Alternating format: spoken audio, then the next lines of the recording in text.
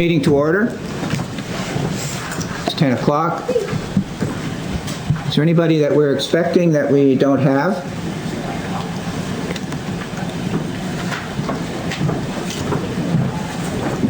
Okay.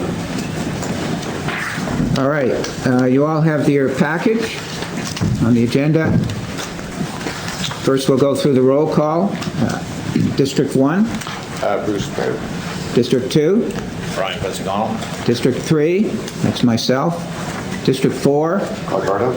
District 5, Lynn Longmire. District 6, Alec Morrison. District 7, Dave Hudson. District 8, Michael Gunn. District 9, Wendy Sheridan. District 10, Brad Redden. District 11. Diana Dunn. Thank you. Now, the agenda. There's a few items to be added to the agenda here.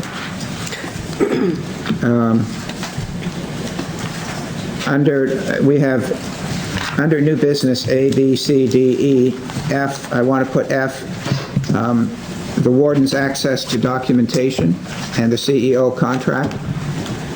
You'll all be aware of the back and forth over the past few days with respect to that item. So if I could add that as F. And G, I'm told that we need a motion for Royal Bank signing authorities for the warden and the deputy warden.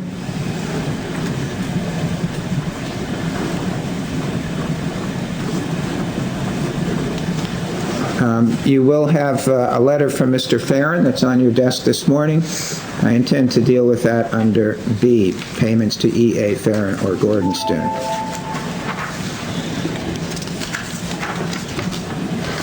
Under in camera, I have two items. One is an item relating to litigation, Section 22(2)F of the Municipal Government Act, and one is a personnel matter under Section 22(2)C. And I believe that Mr. Ferguson has another matter that he wishes to bring in camera. Is that right, Mr. Ferguson? Yes, it is. And what would that be under? Contract negotiations. Contract negotiations? Okay. Actually, it would be under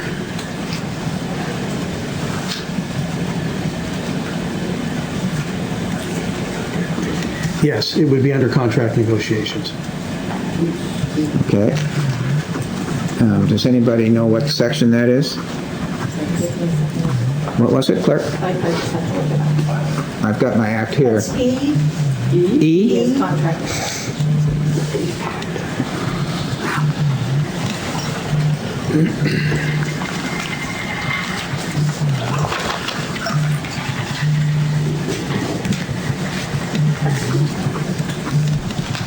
Are there any other additions to the agenda? Councillor Sheridan? I'd like to add media hire, please. Media hire? That would be under new business then? Yes. So that'll be H under new business, media hire.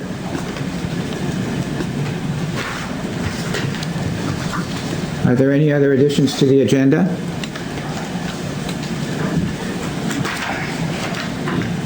Hearing none, is there a motion with respect to, just a sec. Is there a motion with respect to formalizing the agenda as set out? Deputy Warden Gunn, Move to receive the agenda. okay? With amendments?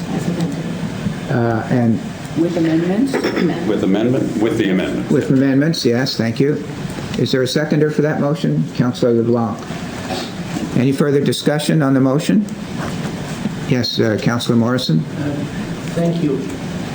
I have two items that pertain in certain ways to the agenda. And they may be worthy of discussion now or later in this meeting. One is the purpose of the Committee of the Whole. It has been our practice for years and years that except in exceptional and perhaps unusual circumstances, business requiring motions was initially presented to committee of the whole, where council would have as full and as frank a discussion as it wished, and then, if it wished, make recommendations to council for consideration at council. Really a two-stage procedure. It is the exception, it has been the exception, that motions are introduced at council. And I'm just wondering whether we are heading in the direction of lessening the work of the committee of the whole, greatly increasing the work of the council meeting, and not allowing time for second sober thought, as is the case with our current system. That's my first item. Do you want to go ahead to your second item? You're speaking to the motion with respect to the agenda, right? To the Yeah. adoption of the agenda. Sure, go ahead. And the comments on committee of the whole directly relate Fair enough. to items which have been inserted into this agenda without having been the subject of discussion at committee of the whole. That's the nub of my comment. Right. And the second one is, last week, we had an item on the agenda called Declaration of Interest. Right. And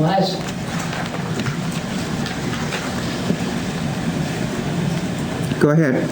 I'll wait till you're finished. Well, I just wanted to make sure my phone was turned off so that the meeting wasn't disturbed, that's all. Thank you. Last week, we had an item called Declaration of Interest. Right. And on the nod, we decided to do away with it. My understanding was that we decided to do away with it for last week's meeting. And I don't see it on the agenda here. If I could respond to that, what was brought up is that we do have in our policy an agenda, a normal agenda set up, and that's not on our policy. And I would think that if you wanted to have that as a regular item, we'd have to change the policy. Thank you. So my second point is, with regard to certain items on the agenda, I have before me a document which has been circulated to individual councilors, but has not been received by council per se. And that is a notion of action with statement of claim attached between EA Farron Limited and Allen Parish, in which EA Farron Limited devotes some 15 paragraphs to setting out a case for defamation. And I'm just wondering whether A, council ought to receive this as a council. It's been circulated via email to each of us, but has not been received to council. And second, whether there could be a conflict of interest or the appearance of a conflict of interest with regard to this notice of action, in which I think council needs to heed the lead of Caesar's wife. Thank you. I don't know if that goes to the agenda. I think it might, or else it will be brought up when we reach certain items. Sure. I don't recall, when was that circulated? Sometime in the last X weeks. Do other people remember getting it? I don't remember getting it. I do not recall from whence it came.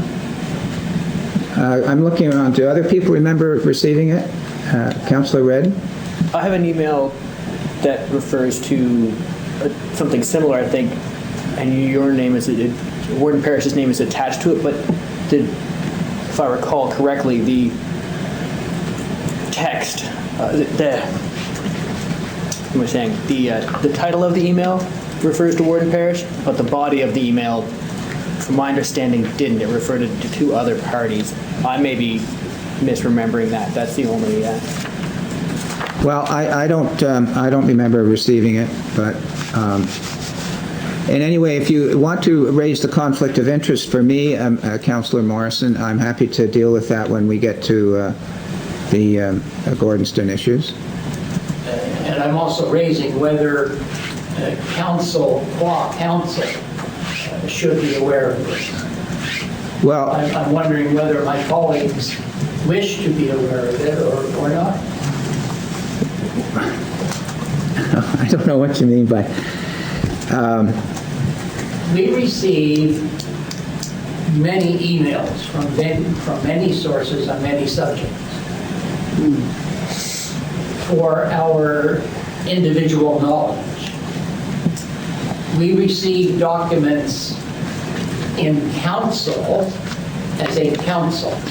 right. My point is, and with regard to my colleague, Councillor Redden, that is the email that contains this document.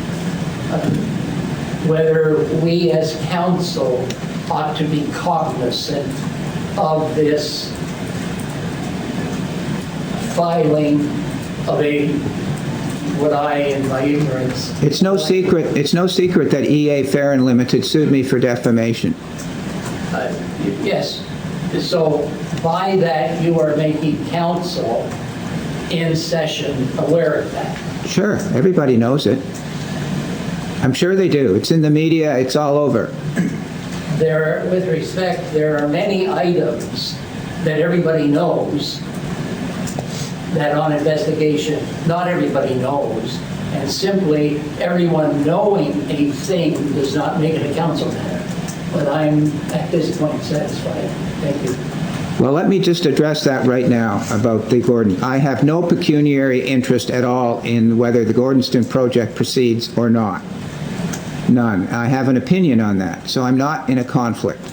And as you know, under the Municipal Conflict of Interest Act, one has to have a pecuniary interest, direct or indirect, in the issue, which I do not. Pardon me, but I thought you just reminded me that this wasn't the proper place. Well, I've decided that since you've persisted in it, that I would like to respond to it directly. Persistence is not a liability. And secondly, the fact that Mr. Farron might decide to sue me or his company, he could sue any one of us here. Does that put us then, all the councillors, in a conflict because someone else has sued them on something? You know, as I've said publicly, it's a baseless lawsuit. It was done for the purpose of trying to stop me from getting elected. And he could have sued any one of many other people who were making similar statements about Gordonston. So, council can decide if they, that's my position. It's for me to decide if I'm in a conflict, and that's my position. Thank you. Thank you. So, Ms. Warden, Yes. getting back to the additions to the agenda, I have to say that I do agree with that fact, because at council, if we do not have information that is, as councillors, for all of us to see, it does cause a problem, because we have to decide on the spot. Or are we just going to take these and say we're going to move them on to the next committee of the whole? Is that where we're going to? Because we're going to lose some of this information as we go along. Do we have any papers for the additions? Do I have any papers on my desk? I think that there's one, but I didn't have time to read it. Well, the additions that I have, the warden access to documentation and CEO contract, you all have information on that over the past number of days, so it's nothing new to council. The Royal Bank signing authorities are documents we haven't seen, but I assume that they're routine. And the media hire issue, I'm not certain what that's about. Okay, so, I can speak to that if you want. Well, let her finish. Go ahead. Are you finished? is it still my turn? Yeah. Oh, okay. Yeah. So, what I'm saying is it does cause somewhat of a confusion, a conflict, a confusion on some of the issues if we don't have the documents in front of us. I know what you're saying about F, or I presume I know what you're saying about F. Yeah. And if there's any particular sections that you would not want us to refer to, I just do not have it in front of me, is what I'm saying. I'm just bringing that to your attention. So if I had those documents, somebody in front of me and my computer's going crazy, so that's another issue. So therefore, I couldn't bring it up even if I wanted to, so that I could refer to what is going to be discussed. That's the issue for that. The Royal Bank, that's no problem. I see it's something that needs to be done. However, and no offense, it's just that the media one, I still don't have any documents. So these are some of the things that we found, that if we bring something not to committee of the whole, we don't get all the information, and then we're put on the spot. I'm not being contrary-minded. I'm just stating that's why we were trying to change things to not be added to council. That's all. Councillor Sheridan?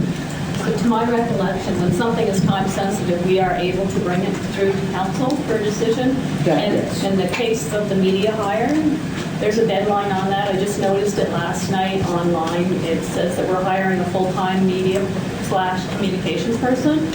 And the deadline, I believe, was December 7th.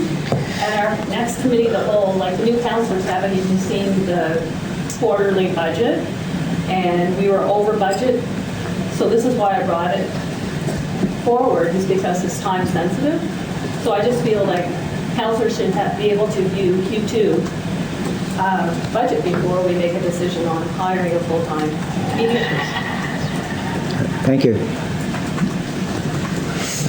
Councillor Connell, did you want to say something?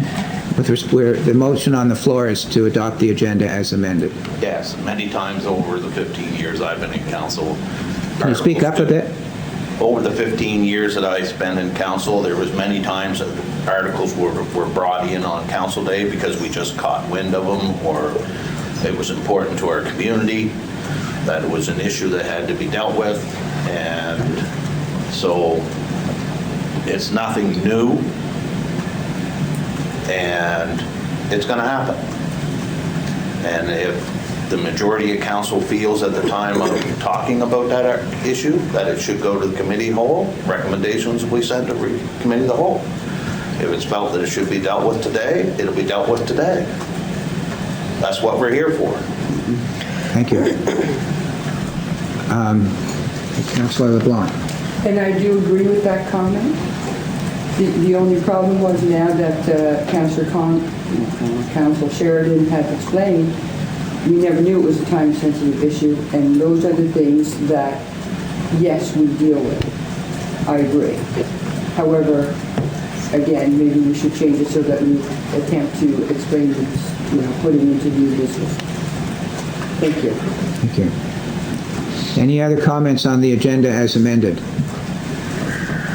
Hearing none, I'll call for the question. All those in favor say aye. Aye. Opposed? Motion is carried. So the next item on the agenda are the minutes of the 2020, October 20 regular council meeting. And I take it everybody has had a chance to look at them, and of course, people that were at the meeting are the ones that should move and second the adoption of those minutes. Deputy Warden Gunn. Thank you. I would move that we adopt the minutes from 2020-10-20 at the regular council. Is there a seconder to that motion? Someone that was at the meeting? Councillor LeBlanc. There is one issue, it's a clarification. If you turn to the October 20th minutes, at the bottom it says 9 of 44. Which pages? It says at the bottom right, 9 of 44. Okay, that would be 9 of 40. What is the number? Pardon me? Is there any Clinton copies here today? I'll take a look too. Anybody else need a printed copy? You can follow them. I couldn't even get my computer over my printer. I happened to bring find somebody to let me know ahead of time. I will gladly do it. Thank you, Karen. At the bottom item on that page, I noticed that it says it was moved by Councillor Gunn, seconded by Councillor Prout to amend the motion by changing April to July. And then in the motion, it doesn't refer to July, it refers to June. I don't find that on my, Which page I'm is on that? page 9 of 44. At the bottom middle, it says 5 of 10. At the bottom right, mine, it says 9 of 44. Yes. And we are where? At the bottom of the page, The bottom motion. It's right there, just above the motion, Yes. correct? right. I'm just pointing out, as somebody who wasn't at the meeting, it looks as though the amendment was to change April to July, and then the motion itself talks about June. Not that this is a big, important item today. I suspect that should be July, that the motion was passed unanimously to move it to July. So, Councillor Prout suggested that he seconded the motion to change it to July, that it should be July in the motion rather than June. Is that the understanding of those that might have been there? And I hear a few agreements, so are there any other amendments to those minutes?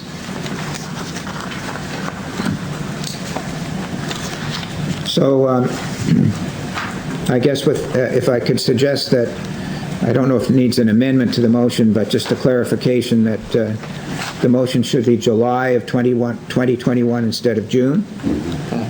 So if we make that clarification, any other comments with respect to the adoption of those minutes? Hearing none, I'll call for the question. All those in favor say aye. Aye. Opposed? Motion carried. Next is minutes of the October 28th special council meeting. If anyone was there, would like to make a motion to adopt those minutes. Councillor Morrison so moves. Is there a seconder? Is there a seconder to that motion, that someone that was at the, Councillor Prout? Is there any discussion with respect to those minutes? Councillor Sheridan. Just questioning, by passing this, because there's a question, a legal question on these meetings. So I was just questioning, if we pass this, does that affect our ability with our legal question that we're going to have in regards to these two meetings? Well, I see that Mr. Gillis isn't here today.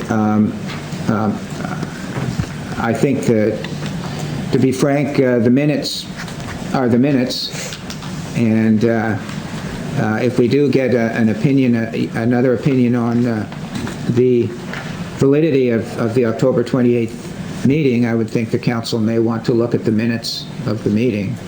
And I think for those that were there, we should confirm whether they're accurate minutes or not. But my own sense is that it won't affect a determination as to whether the meeting itself was legal or illegal because of the fact that the new council wasn't sworn in. Councillor Longmire? Thank you. I would as well, I would think that we should table those minutes until we do have clarification on the validity. There's a motion on, yes, there's a motion on the floor to table the adoption of the minutes. Do you wish to speak to that, Deputy Warden Gunn? I would go along with that, say that we should adopt these until we get the second opinion. So we should table them or adopt them? Table them, Table them. so we can look at them again after we find out. Okay. There's a motion on the floor to table the adoption of the minutes of the October 28th meeting. Councillor LeBlanc. So, the discussion is heading on, Pardon me? There's no discussion on the motion. Yeah, I thought there perhaps was no discussion on the motion. Is that we said, everybody's view that? Councilor Longmire make that motion, and was it seconded by the deputy warden? Yes, I believe the Deputy Warden seconded the motion to table by Councillor Longmire. Deputy Warden Gunn. So I'm told, and as far as I can recall, that's accurate, that a motion to table is non-debatable. So I'll call for the motion to table the adoption of the minutes of October 28th. And all those in favor of that motion say aye. Aye. All those opposed? Nay. Nay. Perhaps we'll have a show of hands. All those in favor of the motion to table, raise your hand. And all those opposed? I count 3 opposed and 8 in favor, so the motion to table is carried. May I? Yes, Councillor Morrison? I'm just wondering, and I'm committing a mistake in asking you questions to which I don't know the answer. But how does, so that means our financial statements for the past fiscal year are not adopted, does it? That was mine. I don't know if it means that. What happened at the meeting, and in fact, the reality is that what happened at the meeting may be declared null and void. That may be the outcome of those meetings. So I think the purpose of the motion to table was to wait until we get another opinion as to whether what happened at that meeting is in fact null and void. I guess I'm just concerned about the statement of the financial situation of the county. We can bring it back. We can bring this issue, we can bring back that issue at some point in the future. By tabling it, it's just put off to the side. We can bring it back if it becomes an issue. All right, the next item on the agenda is the... Excuse me. I'm sorry. Councillor Redden? I'm pretty sure that we're only allowed to put off adopting minutes for one council session. I don't know the answer to that. But this is a motion to table, and I think my sense is you can table a motion. You can table whatever the motion is. If the motion to adopt the minutes, you can table it. I mean, Yes, I'm just, there's a, I think it's a policy issue that says we can only put off adopting our minutes for one council session. right, so it came up at this session, Yeah, and we decided to table it. yeah. So it did come up, and we decided to table it. So, if I may, so following Councillor Ritten's comments, we would deal with it at the December council meeting? No, we've tabled it. We've tabled it. It'll come back when council wants to bring it back. Any other comments with respect to, actually, we haven't, we're going on to the next, the minutes of the November 4th, 2020 special council meeting.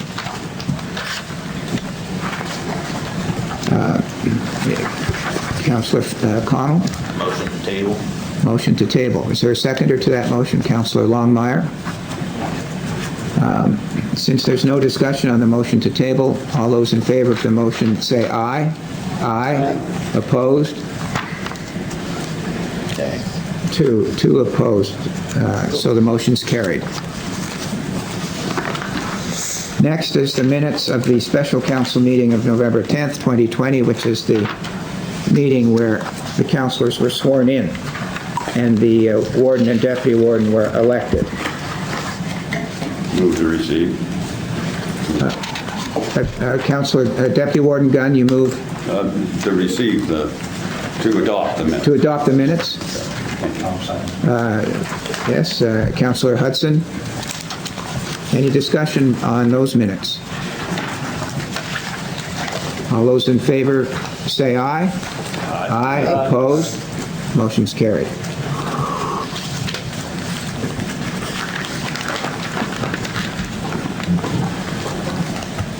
Okay. Councillor comments. And I believe that the practice was to start at District 1 and go around the table. Thank you. Councillor Prout. Thank you very much.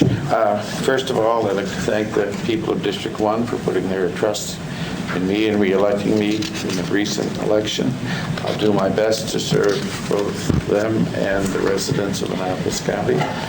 Today, I'd like to highlight the efforts of 3 local businesses located in District 1.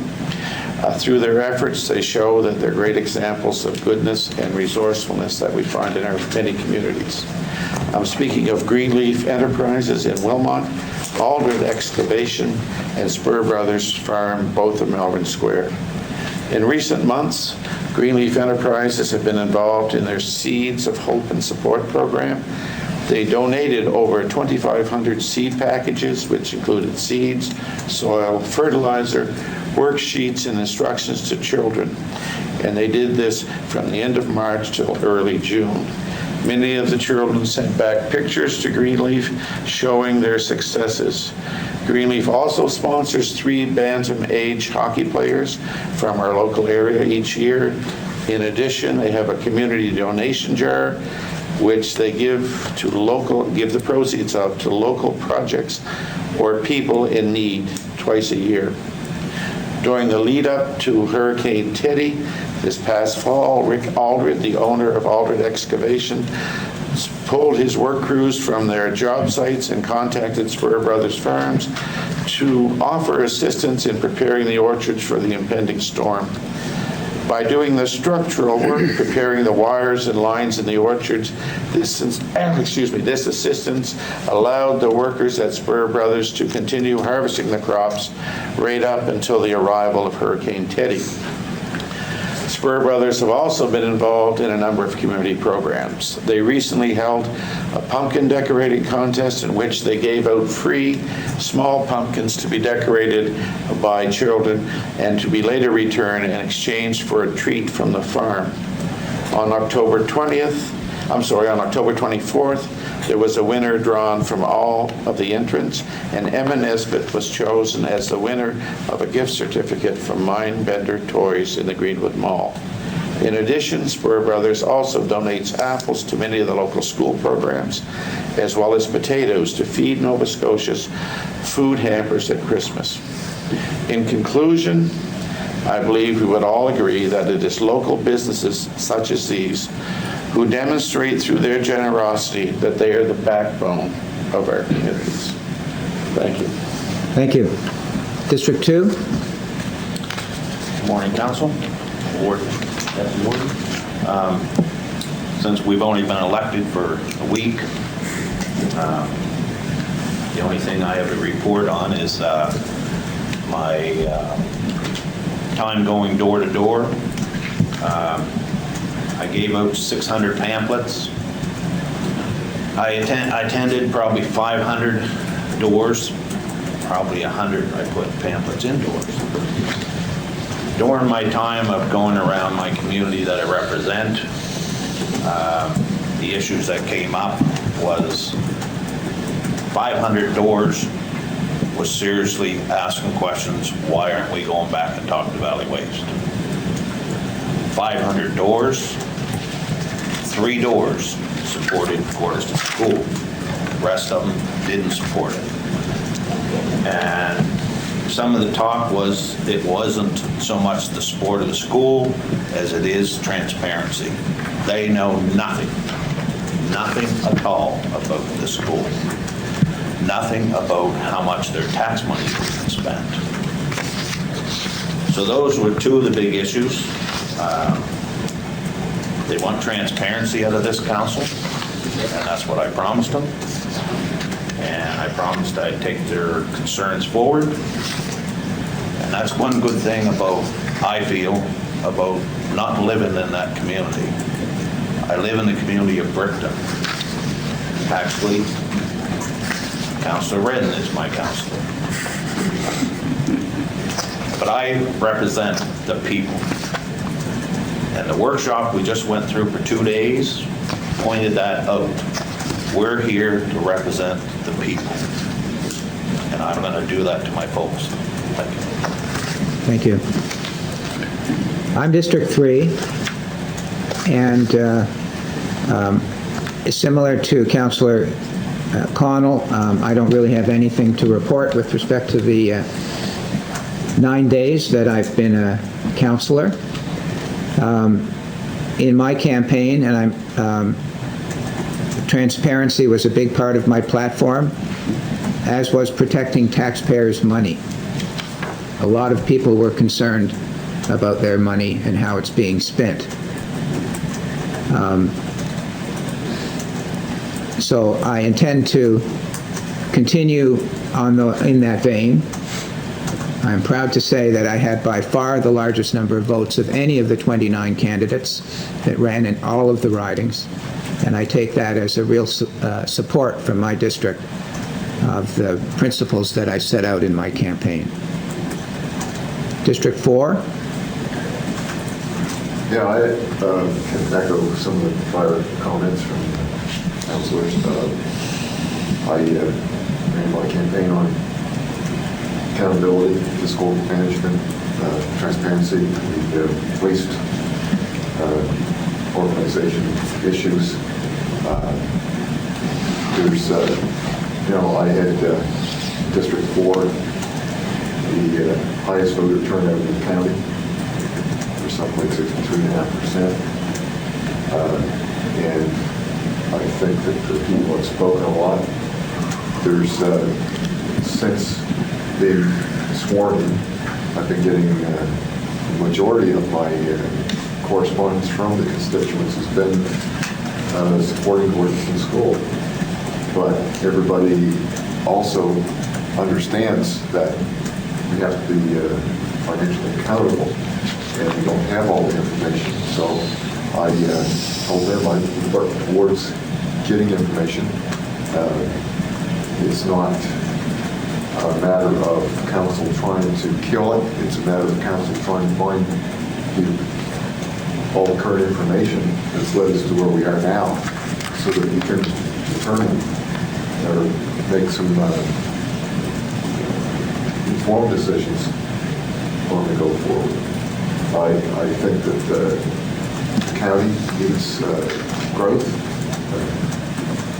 The economic growth of the county is a big thing. We need to support local business. We need to deal with issues related to everything, be it Gordonston or anything else. Gordonston would be a great thing if it was to if everything's to unfold in that direction. But we need more. That's only one project. The county needs more. The county has potential for growth, and I think we should need to pursue that. Without going on anymore, I think that I'd like to thank the people of District 4 for putting their trust in me, and I hope to fulfill and make them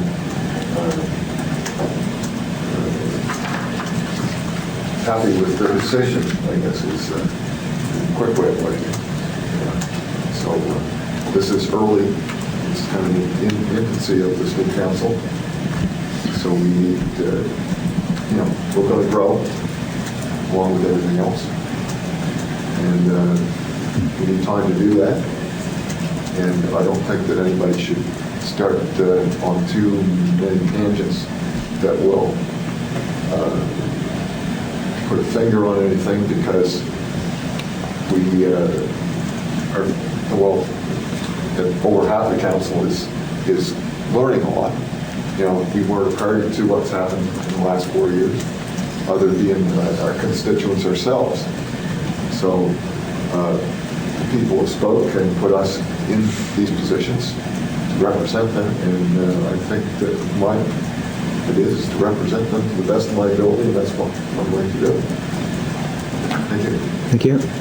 District 5? First, I'd like to say I wish to extend a huge thank you to my District 5 for entrusting me to represent them as a councillor. As I went about my journey to meet and greet many of the citizens, at times unable to reach them at home at the time at which I was moving through, it was evident the conversations, they were exciting. What I learned from the young, the old, were many issues that I had cited myself. There are many business deals that are on the table that are being considered in our county. And they had many questions to ask around those big business deals. So, I guess I'm here with passion to represent them, to learn, to find out the information so that I can go back and give them the answers that they need, and to confidently work through the process and be as transparent as I possibly can. So I'm looking forward to the next 4 years. Thank you. District 6? Thank you. I asked the warden if I could, at the start of this session, explain how it came into being. And he saw fit to tell me to wait until after council had been done. 8 years ago, I made a motion, and in formulating the motion, I realized I didn't know much about the other district and what happened. And I made a motion which was supported unanimously that at each council meeting, we take a few minutes to learn about what's happened and what's coming up in your district. And that's caused me to take part in activities in every district in the county.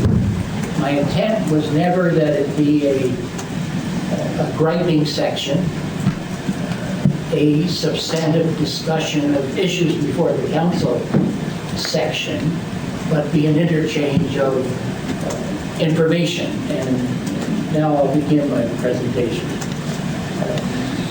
Welcome back to District 6. Cornwallis Park and area has long been recognized as a main county economic driver. The 11th of November Legion Remembrance Ceremony, that is for the Clements branch, was held just down there in Champlain Hall. Now, I've attended Remembrance Day ceremonies for many years in Canada, in many other countries, and 2 years ago, I was a member of the official Canadian delegation to Belgium to commemorate the 100th anniversary of the end of the Great War. And I can tell you that the Clementsport Legion ceremony held in Champlain Hall ranks right up there with the best. People were very conscious of COVID. They were very conscious of masks.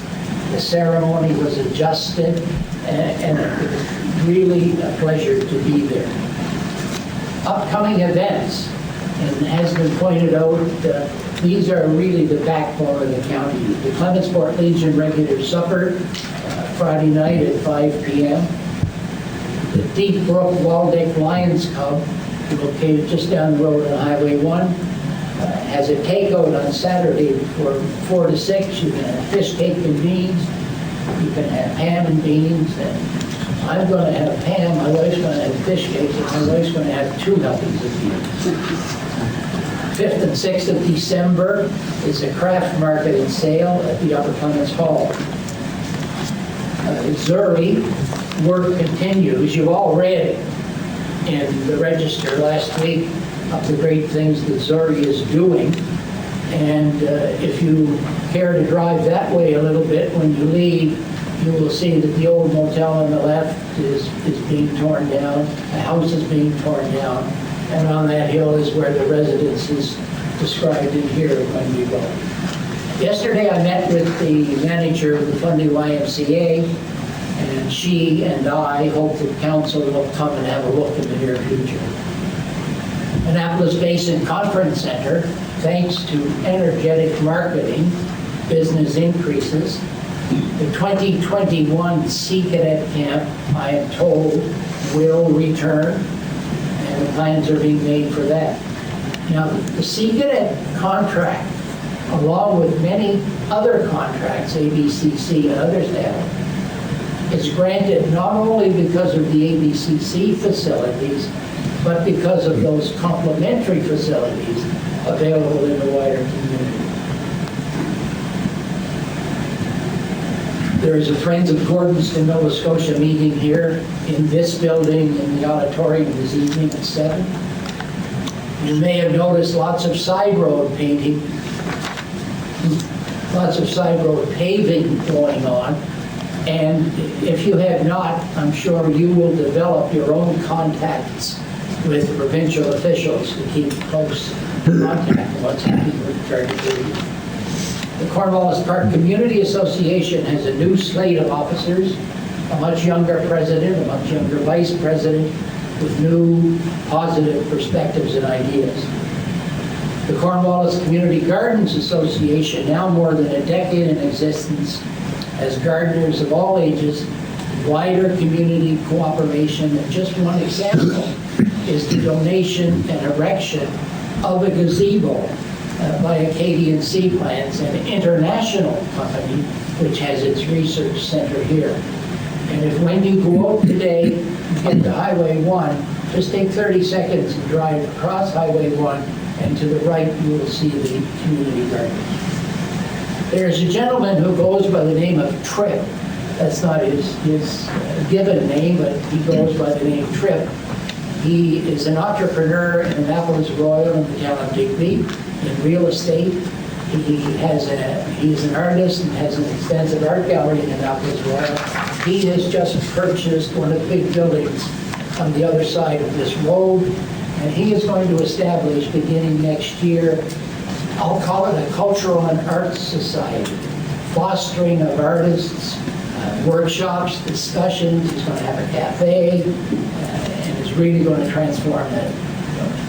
We also have a business called Bear River Plastic Welding. In this part of the county, Bear River is an attractive name, even if you're nowhere near Bear River. So the Bear River Welding Company is just across the road, and it does plastic welding and manufactures all those black plastic boards you see quality. A hospice is being planned for this area. When you go across, when you leave and turn left, after you've turned right, you see the motel being turned down. After you've gone across the hill to look at the community gardens, across the road, you will see a big sign outlining the planned hospice. I'm a member of a committee associated with it, and in my view, it's going to take probably 3 to 5 years, but it is something that is needed. Founders House and dining has reopened, and the residential complex that is being put up there is proceeding. Frank and Doris, just down the road, is closed, but if we're still meeting in here in April, we can go to lunch there. On Monday, I had a 2-hour meeting with the warden, and I extended an invitation to him to come to District 6. And I have every hope that it will be taken up soon, and I do hope that each of you will become much more acquainted with what's in District 6. Thank you. I took up too much time. Thank you. District 7? Yes. I really don't have anything really to report that pertains to District 7. However, I do wish to thank the residents of District 7 for supporting me in my bid to become a gay counselor. And I wish to thank them for the trust that they have placed in me. And I hope I can live up to their expectations. In respect to my campaign, the concerns that I heard were, or the main concerns I heard were regarding the waste transfer site in West Paradise, the Gordonston School, the lack of openness and transparency of the council, and I guess I have told them, that I will work to, firstly, I guess, to improve my knowledge on these issues and to act on their concerns. One of the concerns, like I mentioned, was the Gordonston School, and I'm very anxious to increase my knowledge on the development of that school. And I guess in that regard, I will be attending the information forum that will be held, I believe, here this evening. And I look forward to attending that and hear the presentations that will be made at that forum. Other than that, I guess that's all I have to say. Thank you. Mr. Gate? Thank you. The District 8 report. Listen, I can't tell you how much I appreciate meeting in person here. And I got to thank all those who made this happen. I'd like to begin by welcoming, of course, all the new councillors to the table. I'm sure you'll do your best for your districts, and I'm looking forward to working with each one of you. It's going to be a steep learning curve for us all, not just new council, since new information continues to come our way. But I do think we should benefit from something Councillor LeBlanc had suggested, which is a series of information sessions on some of the critical topics before us in the near future. Previous council had lined up a number of irons in the fire. And it's the task of this council to deal with them. The sooner we are informed and understand the issues, the sooner we can get down to business and function as a team. Now for District 8. I had a number of phone calls and emails this past month covering topics including internet for my district, water, and sidewalks in Bear River, and the Gordonston School. The comments about the school ranging from complete support to concern about how we're committing taxpayers' dollars and how to secure the return will be.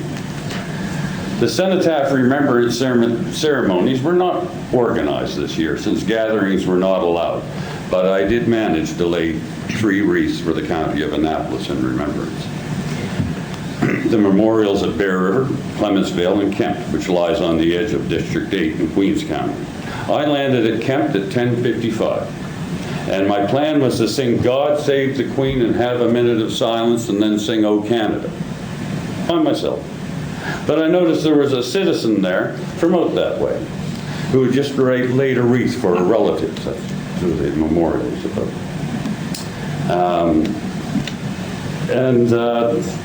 So together we sang and had our moment of silence. And I carried this tradition to Clementsville Memorial on the next hour. But the wreath in Bear River was laid by the Legion staff, where later that evening I had the most successful or excellent supper.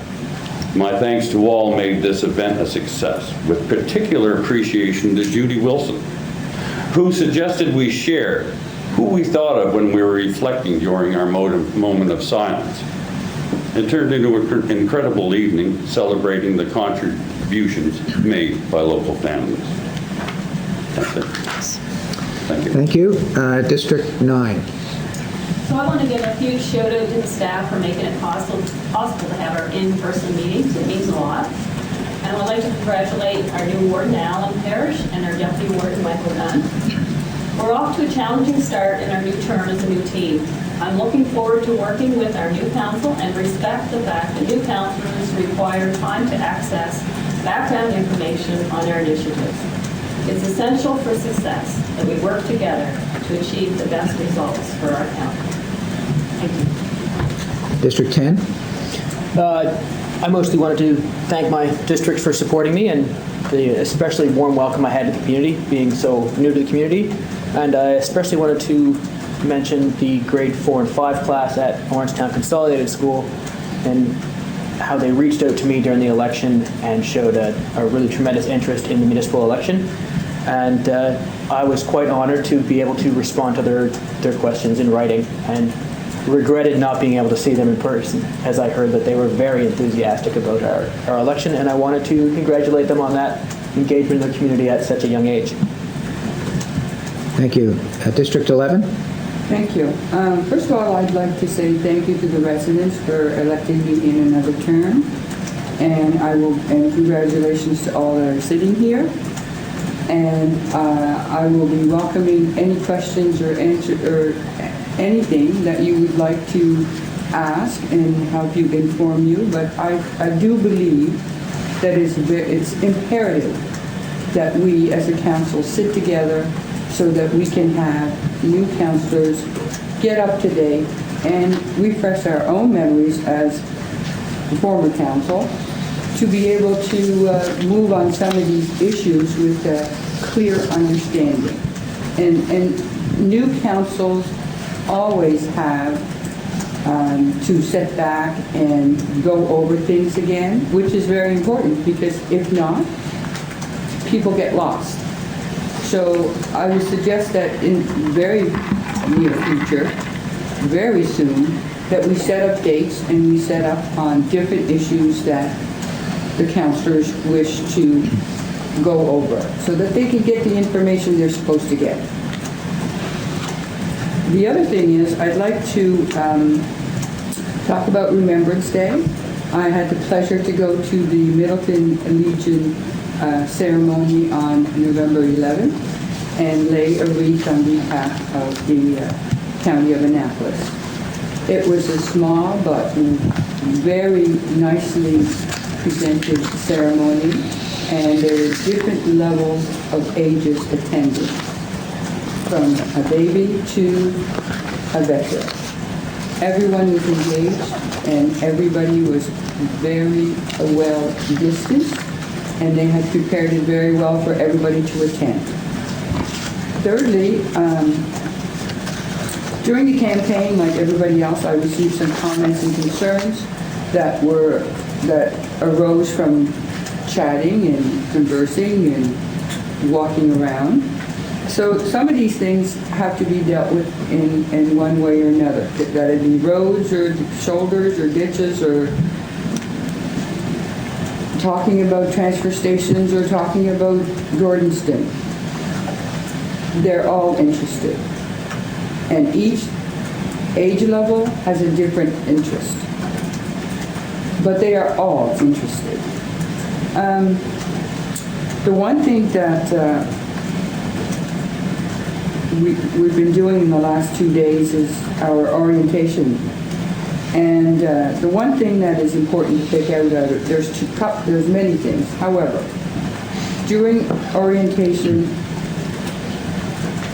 it was well said that we are a councillor. We represent the people. We represent our district. We are the voice. However, we are also the voice for the whole of the county. We want the best for the whole of the county. So we can't just look at one thing and it's not in your district. You have to look at what benefits or whatever it would be as an entire county. So we have to keep that in mind. And while we were talking about that, we had the author, and he had 13 ways to kill a community. And I believe that we should make sure that we have several copies to be given out to our councillors, myself included, because he is a very good speaker. He's formerly a councillor and was a minister in Alberta. So it is certainly important that we check out the information, because it's the second time that I've seen him, and he is a very informed and puts out his points very clearly. And I think that's it for me today. Thank you very much. Thank you, and thank you to all of the councillors for that. Business arising from the minutes, is there anything? I do notice that in the minutes there was discussion about future meetings. My understanding is that our December Committee of the Whole and council meetings will be held here in this room, unless the council chambers are already outfitted. Is that right? Yeah, that's correct. And I did become aware, not to thank ABCC for this, but the Paradise Hall is also available, and I think they said that they can make it available too. So if you want to change a location, you have that ability. But right now, you're booked in here. I think I've even tentatively booked in January.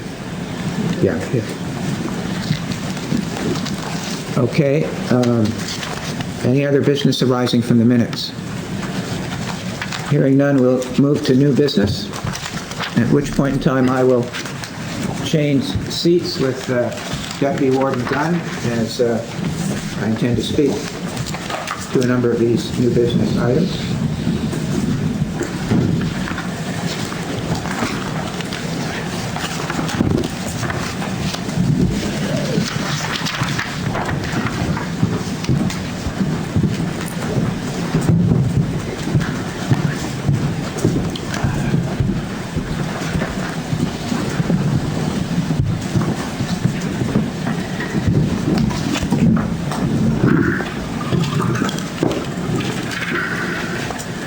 you'll be addressing your questions to me. We'll each have 3 times to speak on the subject.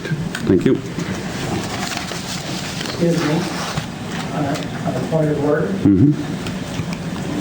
When was it decided that we would speak for 3 times or not? That's in Robert. We follow Robert's Rules of Order, and I believe Robert's Rules of Order states that each person can speak 3 times on the subject. But does it say that Do we have policy otherwise?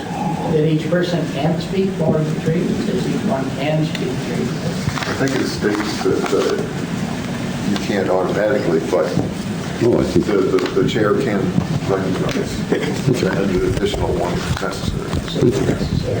that's right. Thank you.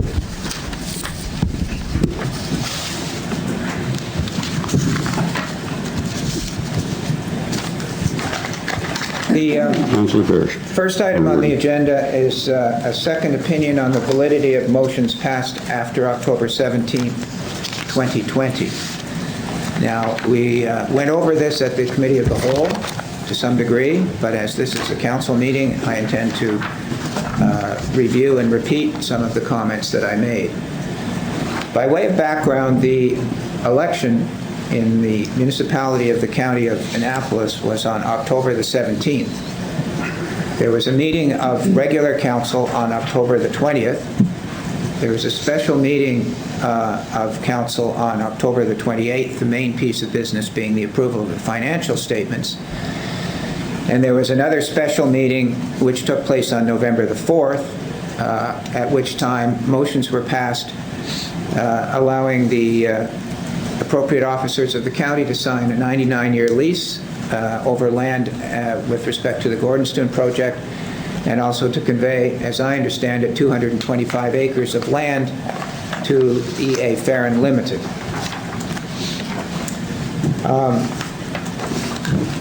At the meeting of November the 4th, the issue was raised that the council should not have been meeting, that the new council should have been sworn in by that time. Reference was made, in fact, to sections of the Municipal Government Act, in particular Section 12 of the Municipal Government Act, which indicates that the warden is to be sworn in at the first meeting of council after the election. However, despite that specific reference, Mr. Bruce Gillis was in attendance at the meeting, and it was his view that council had the ability to move forward on these important motions at that time. And council did proceed, and by a split vote, I think one of them was 6-5, passed the motions that I have referred to. During that time frame of November the 3rd, 4th, and 5th, the municipal advisor, and for the residents out there who are watching this, the Department of Municipal Affairs and Housing have municipal advisors who are experienced in municipal affairs and give advice to municipalities. And our advisor is a fellow by the name of Jason Hahn. Mr. Hahn was asked whether or not the meetings of October 28th, or particularly the November 4th, were legal, and I quote, he said, "It is the position of the department, based on the above noted requirements, that the outgoing council is not permitted to pass any substantive motions before the swearing in of the new council following the expiry of the 10-day recount period. Accordingly, any such motion would be considered invalid." Having seen that opinion, I retained my own counsel, an experienced municipal law lawyer in Nova Scotia, to assist me in determining what the law was with respect to these meetings. Dennis James, QC, at Patterson Law was retained by me, and I have a copy of his opinion, and that opinion has been circulated to members of this council. And in that letter, he states that he agrees with the opinion of the department as expressed by Mr. Hahn, which I just read, to the effect that those motions would be considered illegal. He goes on and he says, I have also read the opinion offered by legal counsel to the municipality dated November 6, 2020, and I disagree with that opinion. I believe the interpretation offered by Mr. Gillis overlooks the legislative scheme that directs the immediate transition to the newly elected council. The opinion omits reference to Section 147(4) of the Municipal Elections Act and Section 12 of the Municipal Government Act, which are central to the legislative scheme. He continues, specifically, it is my view that the new council is to take effect once the period for recount has expired, and that the previous council cannot act in the time between the election and the end of the recount period. By way of background, I have been solicitor to the municipality of the County of Colchester for 16 years and the town of Westville for 11. I have also advised numerous municipalities on an individual or conflict retainer. I was also legal advisor to the first Auditor General for the Halifax Regional Municipality. In his analysis, he says, the Municipal Elections Act and the Municipal Government Act provide clear direction that following the election of council, there is no ability of the former council to conduct business. Section 147(4) of the Municipal Elections Act states, and I quote, the oath shall be taken and subscribed by each councillor at the first meeting of council after his election, or within such extended time as council allows. And that extended time is as if a councillor is ill and can't attend the first meeting. He goes on.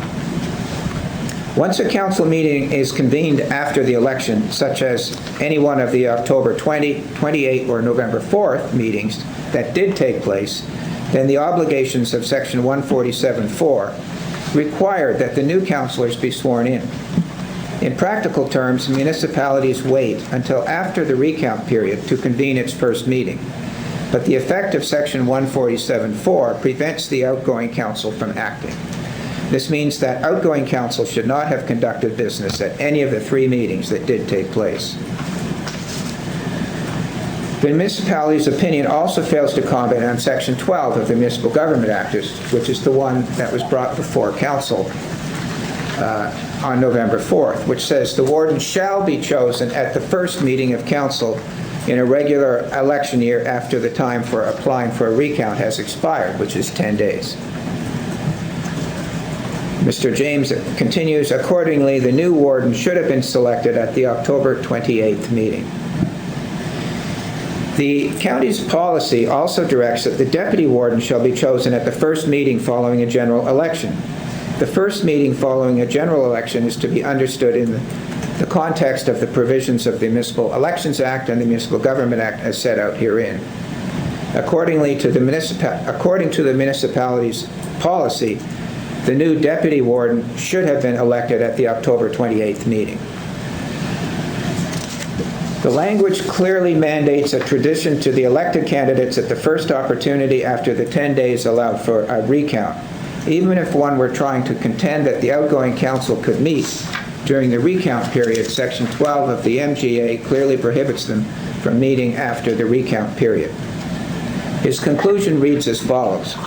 The effect of Sections 12, 129, and Section 147(4) of the Municipal Elections Act and Section 12 of the Municipal Government Act is that there cannot be a meeting of the outgoing council following the election. This would include a special meeting of council. Once a council meeting is scheduled, Sections 129 and 147(4) and Section 12 of the MGA are directive that the elected councillors take office and that the previous councillors no longer have authority.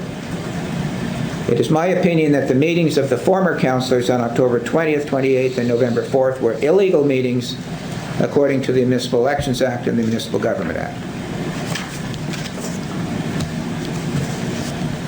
Do you have a motion from that? Yeah, I have a motion. I'd just like to, I can make the motion and I'll continue.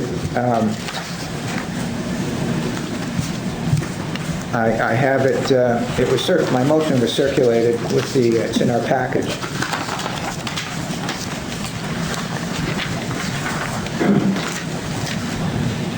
My motion, my motion is that this council retain a Nova Scotia solicitor experienced in municipal law to provide the municipality with a second opinion to that of Mr. Bruce Gillis on the validity of the motions passed by council after the election on October 17th and any ancillary matters that arise therefrom. That's my motion. Do I have a second? Seconded by Councillor Longmire. Now, if I could continue, I have a few more comments. I would like to refer, this is another document that I've circulated to council in the past week. Our Premier, Stephen McNeil, was asked at a press conference about this issue. And his comments were captured in an allnovascotia.com report. I believe it was Monday of this week. And I'm going to read some of that in the record. Stephen McNeil said Thursday he was very surprised to see Annapolis County Council vote for a deal involving a private school 18 days after many of its members lost their seats in a municipal election. The Premier said there is a long-standing tradition that elected officials should act only in a caretaker role during the transition period after an election and before new officials take office. Quote, "You don't make substantive policy decisions, then you take that out of the hands of the voter." End of quote, McNeil said after a cabinet meeting. Quote, "The voters made a decision and they elected a new council." End of quote. The article continues, "The council elected in 2016 voted November 4th to enter into a lease agreement with developer EA Farron Limited. The municipality will build a $7.2 million boarding school on a piece of the former Upper Clements Park and lease it to Farron for 99 years. Council also voted to deed over an adjoining 225-acre property to the developer." McNeil, the MLA for Annapolis, pointed out that voters elected a substantially new council in October. Out of 11 members, 6 are new. He said he believes the new council has the option to reverse the decisions. The Premier said developer Ed Farron asked the province for a $17 million loan guarantee to get the project started, but he made it clear that wouldn't happen. Quote, "At no point were we going to be a funding partner in it." End of quote, McNeil said. I said, quote, "If the developer thinks this is a great idea, line up the money." He said, "If banks and private investors don't want to invest in a project, it's probably not a good idea for a government to front the money." Those are my comments in support of my motion that council retain a Nova Scotia solicitor experienced in municipal law for a second opinion with respect to the validity of these motions. We have the opinion so far of the municipal advisor that they were illegal. They have the opinion of my own solicitor, an experienced lawyer in municipal law, that they were illegal. We have the opinion of the Premier that they were illegal. And I think we should get a second opinion to this council on that issue. Thank you, Warden. Is there any more discussion? Councillor Connell? I'd like to make an amendment to that motion. Yes, sir. I'd like to make an amendment that our warden be the person on behalf of the municipality who selects, retains, and instructs our lawyer that we hire. Do I have a seconder for that amendment? Councillor Longmire? Can I just get it again, please? Pardon me? I need to capture it again, please. Could you repeat that? The amendment? The amendment? Warden. That the That warden. the warden be the person on behalf of the municipality who selects, retains, and instructs the lawyer. Thank you. And that was seconded by Councillor. Retain and instruct the lawyer? Yes. Instruct? Using instruct.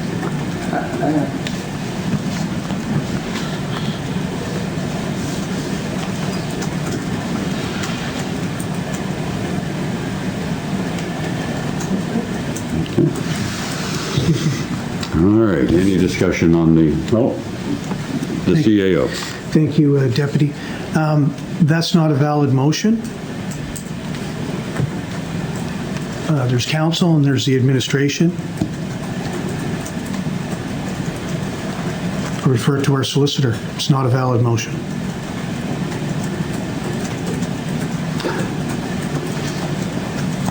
Councillor Ward, Morrison. Thank you. And I thank Ward for the presentation, which I found to be well stated and to be informative. I'm wondering about whether there is emphasis being placed on views obtained privately. The warden has retained a lawyer and has received the view of that lawyer. I believe Councillor Sheridan indicated to us that she had consulted with a lawyer. And there may well be other colleagues who have consulted formally or informally with lawyers on this matter. I will speak to the amendment, but the main motion says second opinion, which means to me that the other opinions have no standing in this matter. Okay, next on the amendment. I prefer that once we arrive at a satisfactory motion, that council pick the firm and person to do the second opinion. Thank you. Thank you. Any other discussion on this?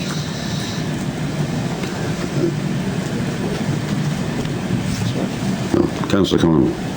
Well, I think that last meeting we had, we appointed the warden to be the spokesperson for our county. So we put our trust in our warden to do the things beyond what a councillor does and bring it back and represent us as a whole. And I think where the CAO and the solicitor has made their opinions and their remarks on the meetings, that they shouldn't be involved with the second opinion. Very good. Is that all, Councillor Connell? Oh, Councillor Burke. If I may,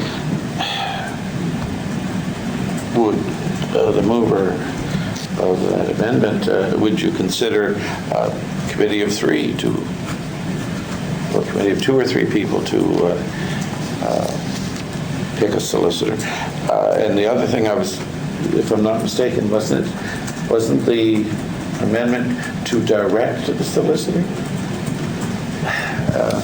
Or how was that worded? Instruct. I mean, if you want a second opinion, that's fine, but I was concerned with how it was worded. The amendment, would you like me to read the amendment? Would you please? Please. Thank you. It was moved by Councillor Longmire, Councillor Con, I'm sorry, I'm having a trouble with scent up here in the corner. So it was moved by Councillor Connell, seconded by Councillor Longmire to amend the motion that the warden be the person on behalf of the municipality to select, retain, and instruct the lawyer. Instruct, sorry. Instruct could mean many different things, and that's my concern. I mean, it's just, we're looking for an opinion here.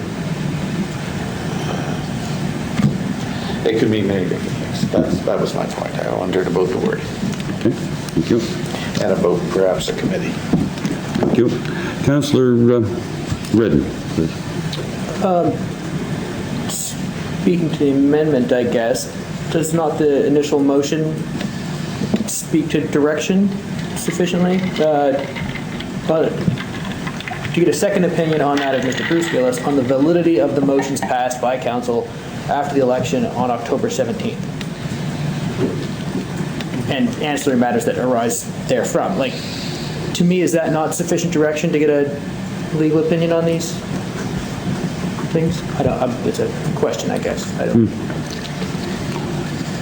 I just assume not speak to such matters because I don't know.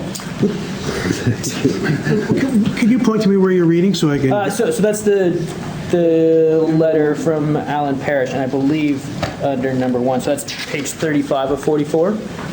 Oh, okay. And number 1 on that heading, and Warden Parrish, can correct me if I'm wrong, is his motion as he presented it, I believe, is number 1. So it's just a letter to Carolyn, that's the motion? Yes, number 1, I think, is the motion he put forward. Okay. And I think that motion, the wording of that motion there, does that not offer enough direction to a solicitor for a legal opinion? I don't know. Yes, it would be, yeah. The council retain. Maybe I can be of help here? Oh, sorry. I was just going to point out that I think Councillor, sure. Councillor Connell was pointing out that we would like to be the person to pick people to pick out the solicitor for the second opinion. I believe that's the way he worded it. I could be wrong, but is that what you meant, Councillor Connell? Or the warden? I said the warden because the warden is a spokesperson for our For council. council. I agree with that. So, May I? okay, Councillor, or the CAO, Mr. Ferguson.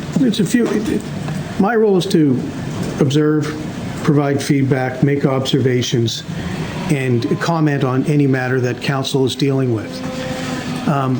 Council, whatever you want to do at the end of the day as it relates to a contract or anything else, council can make a decision. But council also needs to know the consequences of any of those decisions. So in this particular circumstance, just so that you get an idea of what the administration was dealing with some of these things were being spoken about, that a citizens group on their Facebook page stated that Jason Hahn told them to use his personal cell phone to contact him. So we contacted Municipal Affairs about that matter, and we asked about what Jason Hahn had sent. Municipal Affairs said it was not a legal opinion, but they would not give us anything in writing. I followed up with a letter to them stating the positions that were discussed. So what is the end game? Is the county going to sue the county and allow for somebody else to sue the county? What's the end game? You can get another opinion. You can get 10 opinions. Why don't you take it to court? Why don't you get a judge to rule on it? Why not get a judge to rule on this? You're getting a little away from the subject here. No, you can get a court hearing and you can ask a judge to rule on it. Then you have a ruling. It's not an opinion, it's a ruling. Sorry. Warden Parrish. Yeah, it may well come to that. If we get a second opinion that lines up with the other 3 opinions we've got, then that may be what we would consider. But I think it's prudent to get a second opinion first before we go to court. And the other point I'd like to make with respect to the amendment is that I think it is appropriate that I be the person that select counsel. First of all, I'm familiar with the lawyers in the province.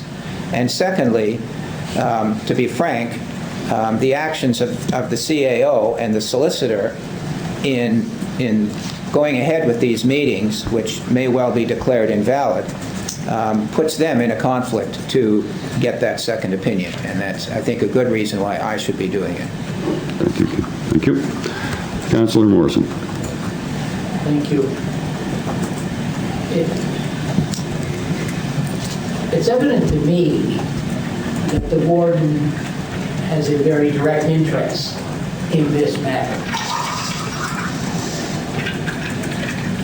Point of order, we all do. Yeah, thank you. There's been a point of order made there. We all have an interest in this matter. I'm sorry, but what I said,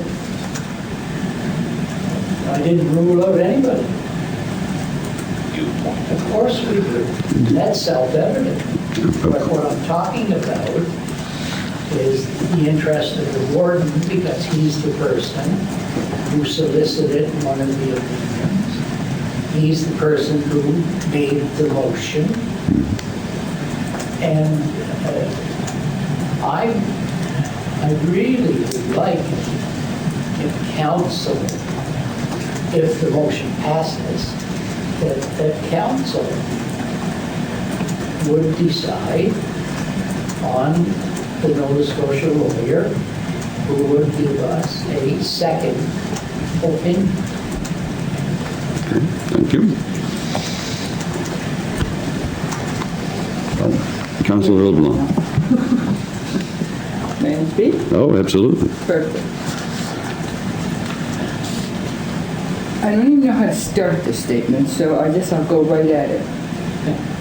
The thing about this is, we're looking at something that was done that needs to be, obviously, according to lawyers that Mr. Parrish has sent us, that needs to be undone. So now we're thinking of this, and that, possibly going to court, having a judge, having this, having that. Isn't there a simpler way to get this done? Isn't there something else without having to involve 50,000 lawyers? Because we did not do anything that we thought at the time was wrong.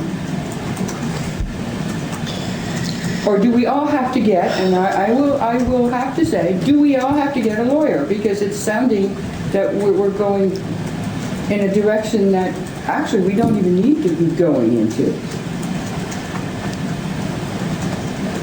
As far as I'm concerned, is there no other way to deal with this without dragging through the courts? You mean to tell me we can't sit at this table, at this council, and discuss it? We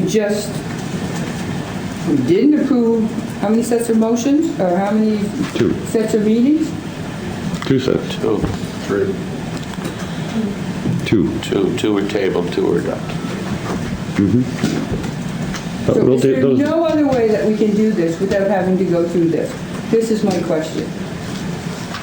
Because we have one lawyer over here, one lawyer over there, a lawyer that we have for our county, and then now we're going to get another lawyer. And where would all this money come from? We need to have another, this is unnecessary. I think we can do it in some other way. Thank you. Any other comments? Oh, Councillor, Mr. Ferguson. Thank you, Deputy. Do we have, has that opinion by Dennis James been tabled on council? Has it been put to council or just circulated to councilors? Sorry, what'd you say? The opinion by Dennis James, has that just been circulated to councilors or has that been Yes. put on this agenda?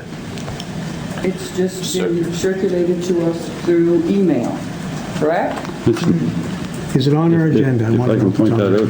out, this is not an official opinion. It was just an opinion that Warden Parrish paid for on his lawyer, just so he could get it clarified, and they sent it out.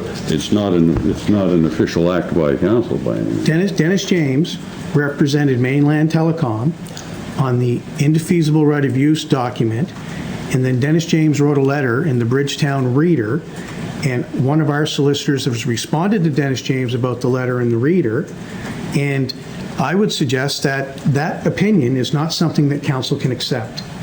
We're not. And We're not Okay. accepting it. No, I'm sorry, Councillor Sheridan first, please. So I guess the importance to me would be if we're following the MDA or not, because that's basically where it comes down, right? If we're following the MDA by getting a second opinion, and then it stops, if whatever answer we get back. Because in my opinion, this is how Valley Waste got started. They were not following the MDA, and this is how it blew up out of proportion. So I think it's very important for this council to follow the MDA and get that second opinion. Thank you. Thank you. Mr. Deputy Warden? I Warden must Parrish. respond to the comments of Mr. Ferguson, the CAO. Dennis James is not in a conflict. Yes, his firm acted for Mainland Telecom some years ago in, as I understand it, in the negotiations with respect to the contract with Mainland Telecom. That lawyer left that firm a couple of years ago. The issue before Dennis James was an interpretation of the acts of counsel a few weeks ago. One has nothing to do with the other, and it wasn't Dennis James that did any work with respect to that matter. Secondly, Mr. Ferguson referred to a letter that Mr. James wrote to the reader. Now, the background to that is that there was a story in the Reader. The Reader is a publication published in Bridgetown that circulates basically by picking up something at the grocery store or it's online. There was a story in the Reader that criticized the council and how they handled the waste management center, the transfer station. Someone instructed our solicitor, Bruce Gillis, to write a threatening letter to the publisher of the Reader for publishing it. In fact, it was more than a threatening letter. It was a notice of intention to sue. Lewis Falls, who's the publisher, I'm sure was terror-stricken at the fact that he might be sued for something that it was published. And as a result, he did publish the letter from Mr. Gillis in the Reader demanding that he publish an retraction. And the retraction was a full page, and Mr. Falls did publish it. It had statements in it that he didn't agree with, but he didn't want to be sued. And so, although he published the retraction that was sent to him by counsel, he also on the side said that he didn't agree with it and it violated his freedom of speech. Mr. James, Dennis James, became aware of this back and forth and wrote a letter that was published in the Reader. And the effect of his letter was that a municipality cannot sue for defamation. That since the Charter of Rights and Freedoms in 1984, all of the examples of municipalities suing some of their residents for defamation have been thrown out on the basis it violates freedom of speech. And that was a very helpful letter that Mr. James wrote. And it's quite frankly unbelievable that the county was not aware of these principles in law when they wrote this threatening letter to Mr. Falls. Now there's another letter apparently to Mr. James. I don't know what that is. But Mr. James is certainly not in a conflict because he opined on this back and forth with respect to the Reader. Thank you. Any other, Councillor LeBlanc. So is there any other way, as I asked before, to go at this in a better form without having to include several lawyers or judges or court or suing or threatening or whatever? There's my question. The CAO and then Mr. Redden. Yeah, just some of the councilors that were here will know that a lot of the stuff that had been arranged, the legal arrangements for the Gordonston project, were fully known by council, and the intention was to move forward with those initiatives. It was all explained months before any of the votes actually occurred. Certain things had to come into play. The purchase of the property at Upper Clements Park, they had to subdivide the lots so they knew what pieces of land they were dealing with. This was all discussed with council. The pieces that would have to be carved out, that the building that the municipality builds will have to remain on municipal land, but you can subdivide out the rest and put that towards the project. You actually approved a demand promissory note that described that the mortgage would go on that property. That was months in advance. These things here, you have documentation that I would suggest that you take in camera first. Whatever you do with it afterwards is up to you. But I think you should have some information before you make that decision. And I think you'll find it helpful. Anything else? Oh, Mr. Redden. Yeah, Or Councillor Redden. two minor points here. One will speak to Councillor LeBlanc, and the other one to what Mr. Ferguson just said. The issue here that is at stake is the votes, not when the work was done, Mr. Chair. And I think that's what we need to think about, is that. And then to speak to Councillor LeBlanc's concerns, I would think it's good to understand whether we need to do anything about these votes. If we get a second opinion that agrees with Mr. Gillis, then we don't need to do anything, and everything is just fine, would be my take on it. And if we get a contrary opinion, well, then maybe we need to just go back and readopt all these votes. Getting a legal opinion doesn't commit us to a course of action, but I think it does speak to prudence, which is something I personally am very particular about. And I think we need to really, as a council, make sure we stay very focused on what the issue is here and not get ahead of ourselves. That is something that I personally am very bad at doing, but that's what I have to say. Okay, thank you. Now, just to get it straight in my own mind here, folks, we're voting on the amendment at the moment. And the amendment was for the warden, was it? Okay.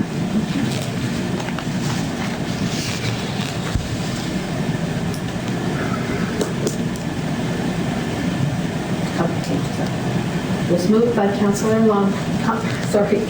Connell, seconded by Councillor Longmire to amend the motion that the warden be the person on behalf of the municipality to select, retain, and instruct the lawyer. Okay. That's the motion for the amendment, folks. We've all had lots to speak on it. Now, Councillor Barto? There's a little controversy on whether the warden be the sole charge of that. Could that not say council be responsible, and then puts it the council instead of the administration?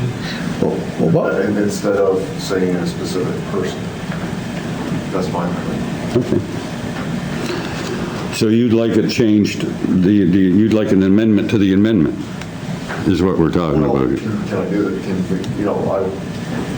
Mr. Connell would have to agree to that if it was acceptable, but I just think that we as council direct, and we can, as council, ask Mr. Parrish, Warden Parrish, to be our spokesman related to that. But the ultimate decision should be a council decision. That's correct. It's a good point. But now here's the thing. Here the thing is, you got 11 people here that are going to look at a whole list of names of lawyers. Most of us know, if I finish, most of us know nothing about lawyers. Most of us. So what would I know if one municipal lawyer was any better than another, other than if I go to his site and look at his creds? Good point. Right? And that's about all we would have. So anyway, that's we could vote on that, Mr. Barrett, Councillor Barrett, but I just feel when I was elected to represent my constituents before that I'd like to be part of the process. Now, I'm not sure what that means, but I just don't want to relinquish that control that maybe constituents figure that I should be involved.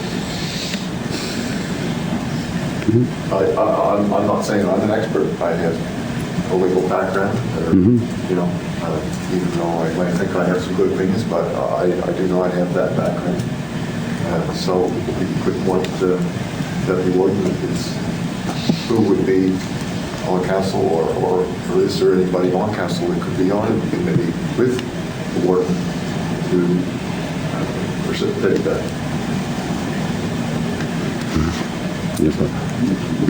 Mr. Ferguson. Thank you, Deputy. So there's council, and council as a body That's where you make your decisions. If you remember the first meeting, the integrity of the council body is the most important thing. It has prescribed powers in the Municipal Government Act, and you have a lot of power, but it's also limited. You have the municipality, you have the council, you have the municipality, and then you have the administration. So the exercise of the administration, for example, you can instruct the CAO, and by the CAO's office and by design, it can be delegated under my authority to hand it on to somebody else.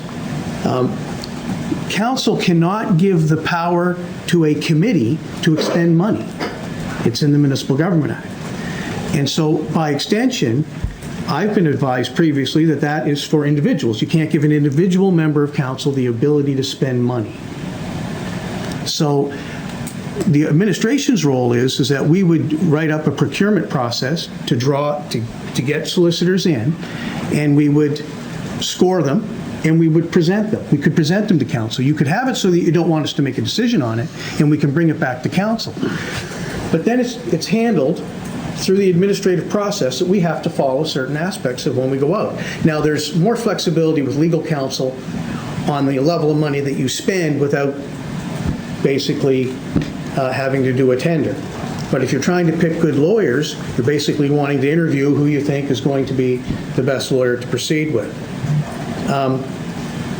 That's how I believe you should proceed. There's council, and council's the ultimate authority. But the administration also has to follow statutory rules. I can't take direction from any member of council. Either can any staff. It's in the Municipal Government Act. These letters refer to direct direction. It's really not valid. But it doesn't mean we can't work through these things as we understand each of our statutory roles, because they're laid out in statute.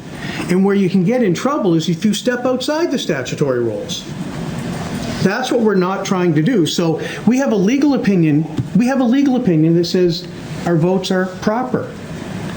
Well, that's been done in good faith. So you can proceed if you want to take Gordonston away, if that's an objective by individuals or the group, then you are entitled to do that. But there's the consequences of it. So the question I have is just for you to think about is, what is the end game? Where do you want to be at the end of this?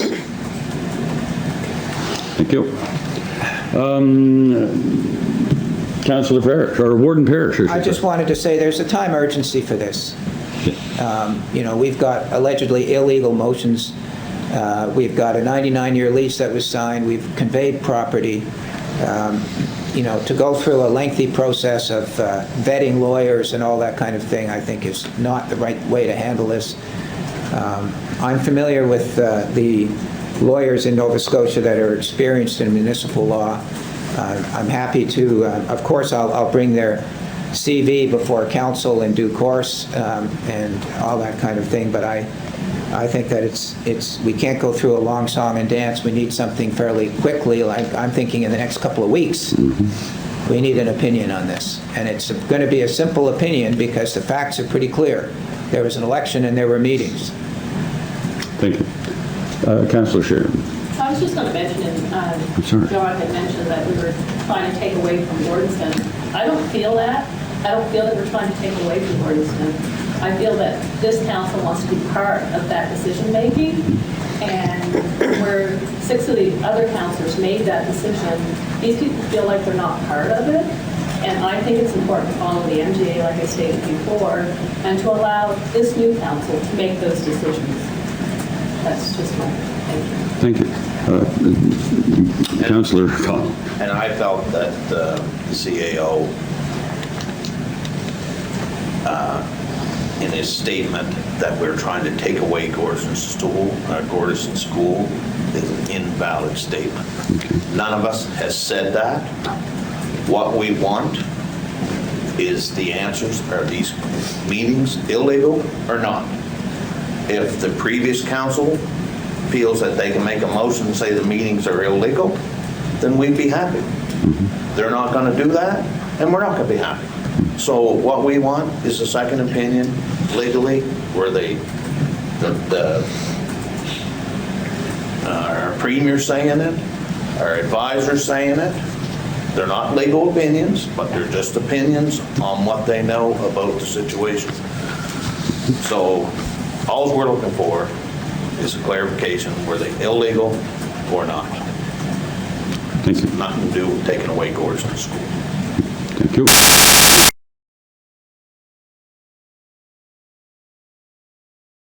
Okay, folks, we're back in session here.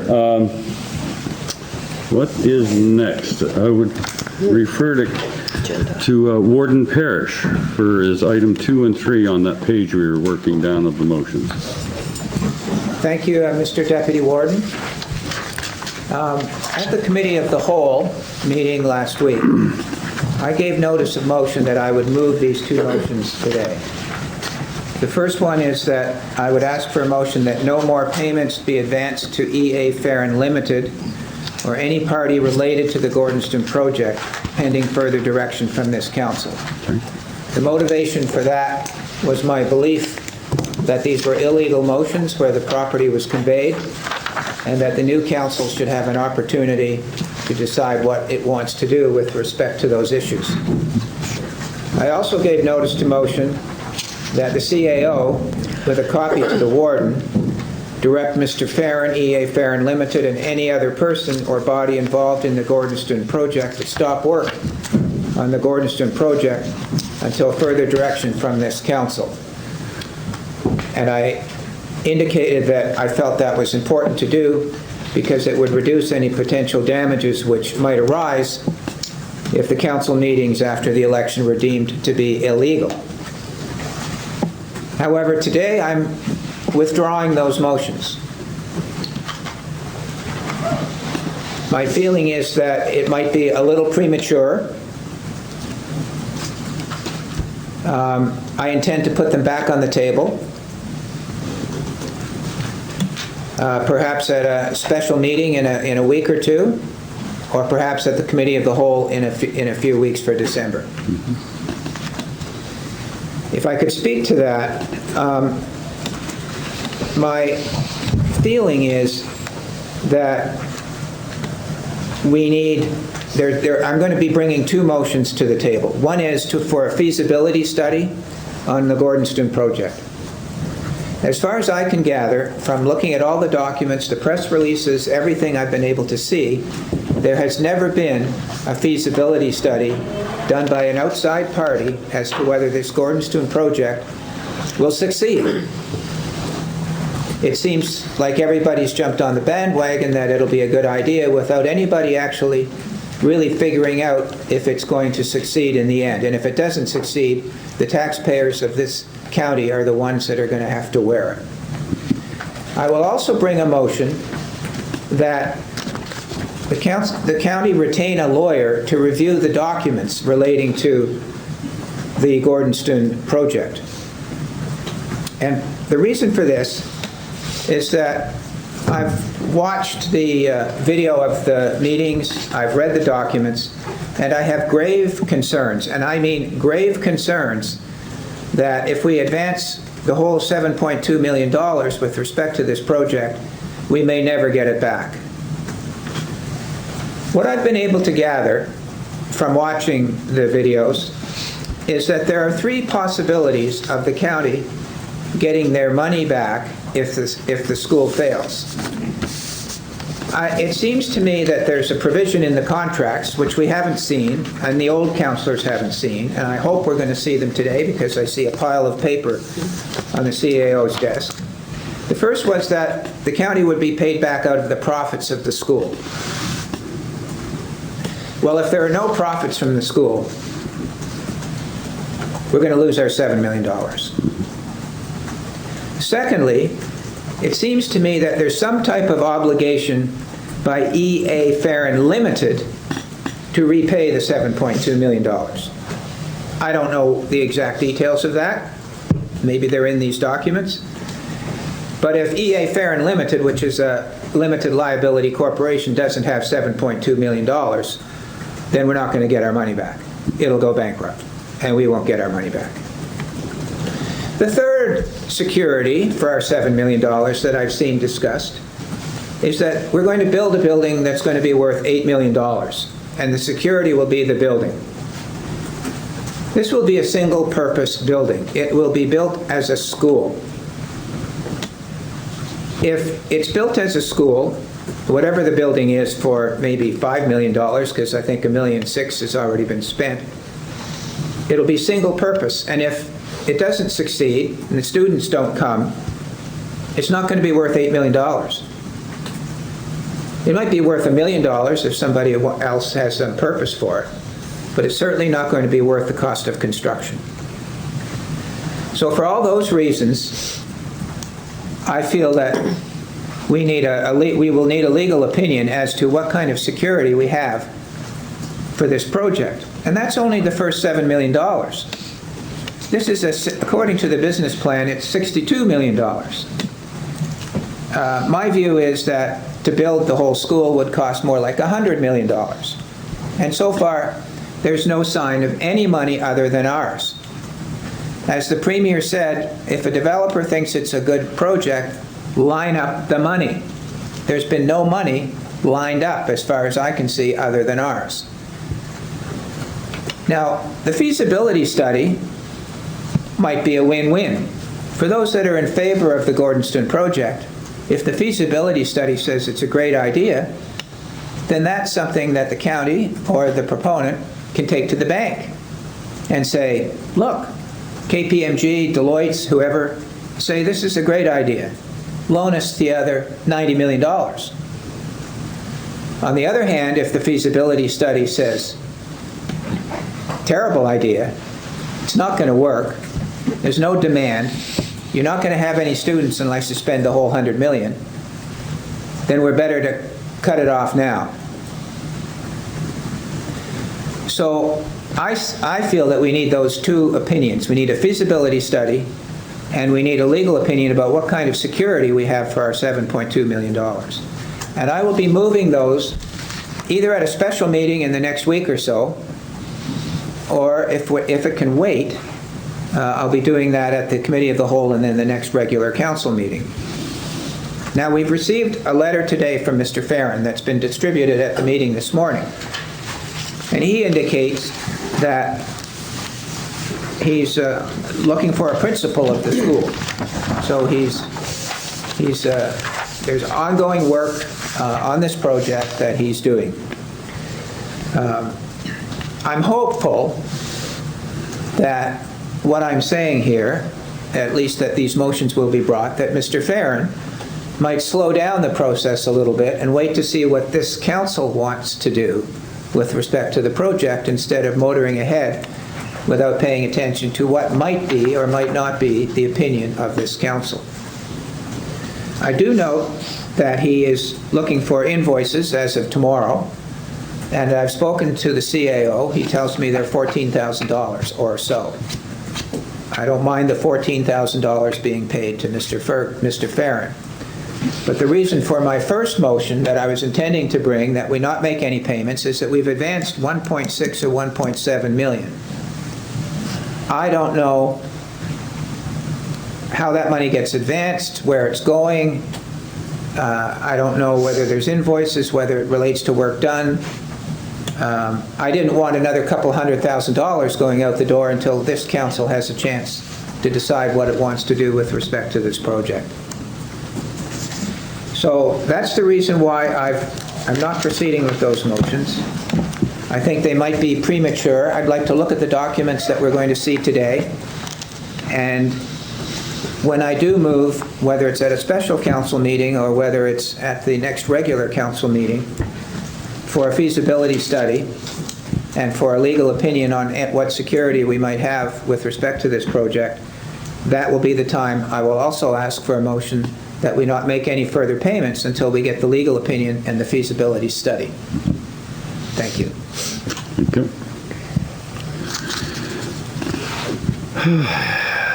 I don't know, is there any discussion? Can we call for discussion on that, or is that just a broad statement? That was me withdrawing the motions. That's up to you, Mr. Chair, what you wish to do. Is there any further discussion on this? Hearing none, we'll move on to the next That was just the next two motions? The next two, yeah. The I'm next two withdrawing we the got. next two. I did read them out, Madam Clerk. Yeah. And in respect to number 4 and number 5, these are not motions. No. Those were just recording requests that I made at the Committee of the Whole meeting, so they're not motions. So we've covered this subject, folks, have we? So the next will be, on the agenda will be the production of documents.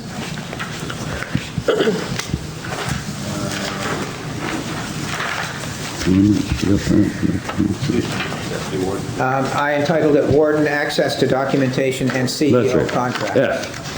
F and new business, folks. Excuse me. Yes.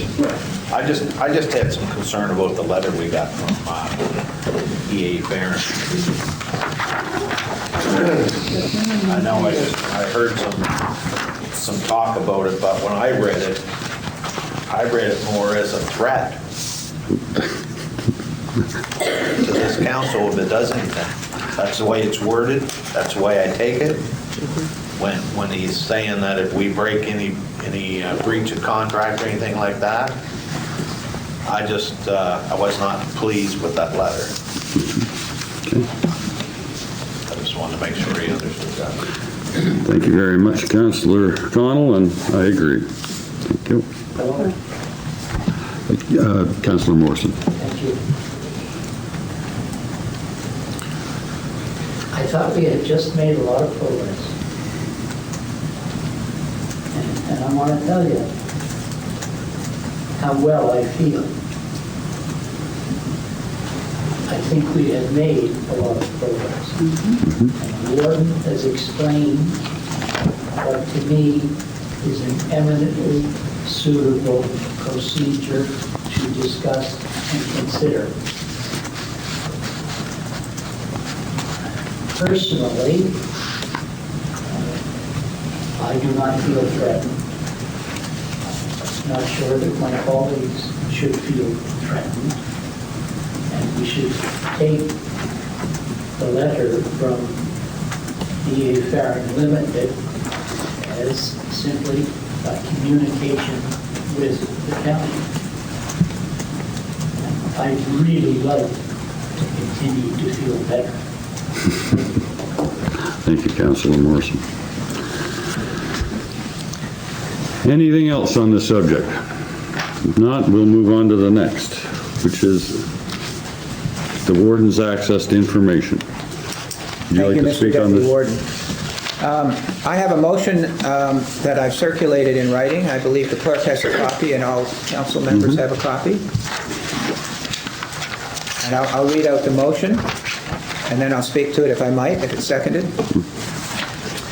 The motion is that the CAO shall, as soon as possible, provide directly to the warden a copy or copies of any documents of the municipality or in the possession of the municipality which the warden may request, including, without limiting the foregoing, a copy of the CAO's employment contract. There's a motion. I'm looking for a seconder. Councillor Hudson. It was seconded, was it? Yes. Mr. Deputy Councillor Warden. Hudson. Who was the second? Councillor Hudson. Now, the background to this is that last Friday, I believe it was, I asked to see a copy of the CAO's employment contract. Now, to me, it was a common sense principle that the warden should have access to all documents of the municipality, that he could look at them. In fact, in Section 15 of the Municipal Government Act, it specifically states that the warden shall have the ability to monitor the administration and government of the municipality. So when I asked the CAO for a copy of his employment contract, he resisted. He refused to give me a copy of the contract. He said he would only give it to all of the council in an in-camera meeting. During the course of these communications, the CAO attempted a number of what I term excuses. First, that this was not monitoring if I wanted to see his contract. Secondly, he said, as a counselor, I cannot instruct the CAO to do anything, neglecting, of course, the special powers that a warden has. Then he said whether I should see a copy of his contract is a personnel matter, which to me doesn't mean that the warden can't see it. Fourthly, he said his contract says he should not disclose confidential information outside of council. Well, of course, he can still show them to me. It doesn't mean that they're being disclosed outside of council. So all of these, none of these excuses added up to me. The CAO's position would suggest that any time I, as warden, want to see any document that he deems to be private or confidential, I have to call an in-camera meeting of council to deal with the matter. If that was the case, council may have to meet each week, because I do intend to monitor the affairs of this municipality as I was elected to do. So in order to put this matter to rest, I am making this motion to council for a firm direction from council to the CAO in this regard. I don't want to go through this anytime I want to see a document of the municipality. Even this morning, the CAO has a pile of documents there that he's going to give to us, he says in an in-camera meeting. And I said, oh, what are they? Can I look at them? He wouldn't let me look at them.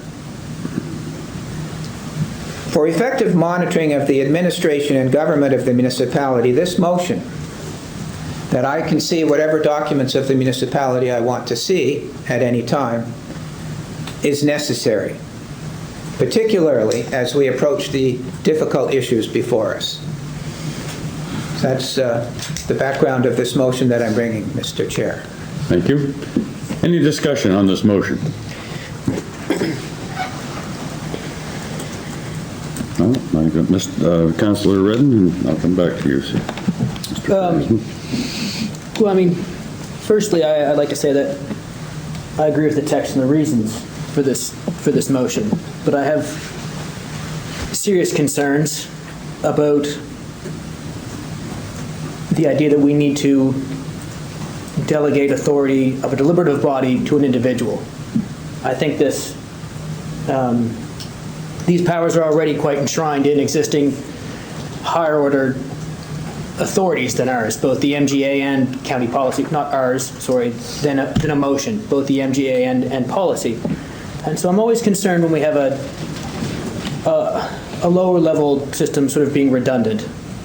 I think this motion is very, very nicely worded, and it doesn't convey any additional information than what or any additional authority than what the MGA or the policy does. But needlessly, I'm concerned that we have to make the motion at all.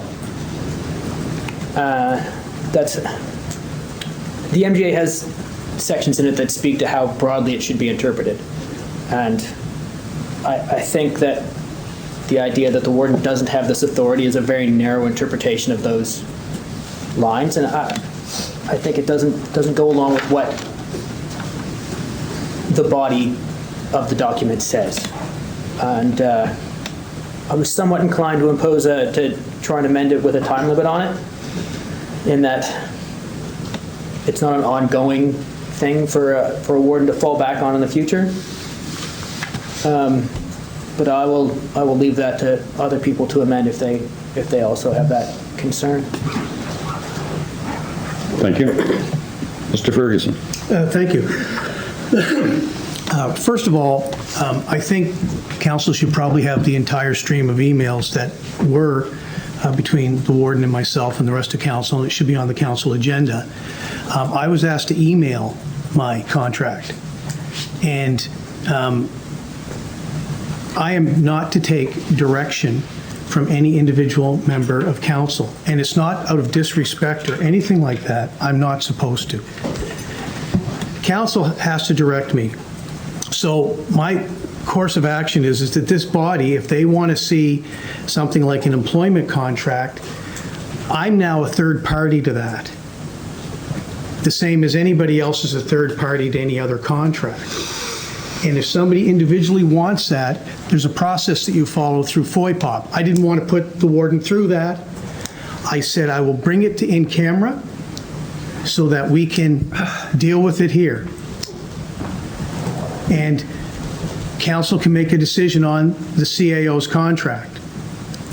If I give it up in an email, then I've consented to its release.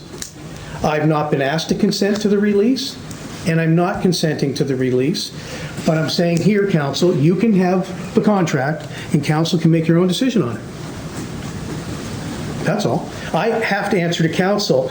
The integrity of this body is the most important thing. This body makes the decisions, not individuals. It's extremely important. I said to the warden, I've not made decisions on any other documents, and I said that in my email. I've only made it on this document. And if other documents are there that are easily accessible and stuff like that don't require us to get third-party consent or something, it's done. I wouldn't stop it. But I have to look at every document to make sure I'm doing it properly. This was an awkward one for me. This was an awkward one for me because I'm the third party, but I'm also the CAO. It was awkward for me. And I'm hoping council can appreciate that. The idea that this council has to FOIPOP a document is ridiculous. I didn't say that. It's ridiculous. You did say it. I did not. You said third-party document. To avoid it. Third-party document, we might have to FOIPOP it. We don't have to FOIPOP anything that is our document. And I didn't just ask in an email. I asked in an email, I said you could put a copy on my desk.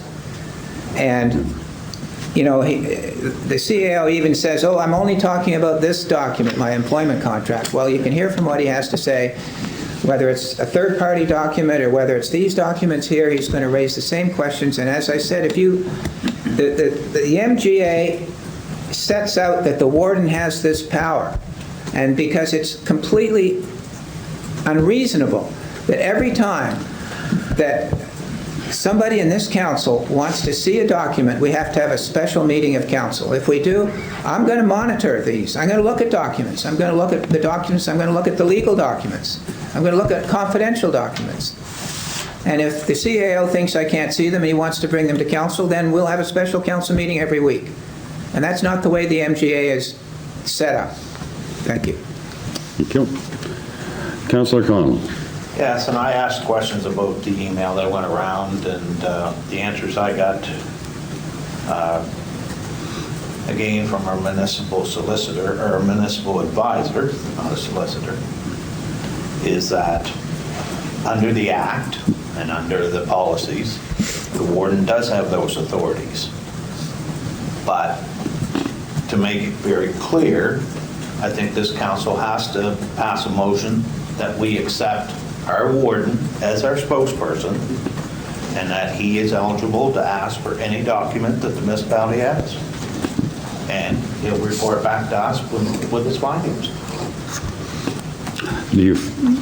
Just a question from the chair, please. You find that this motion reflects that? Yes. Thank you.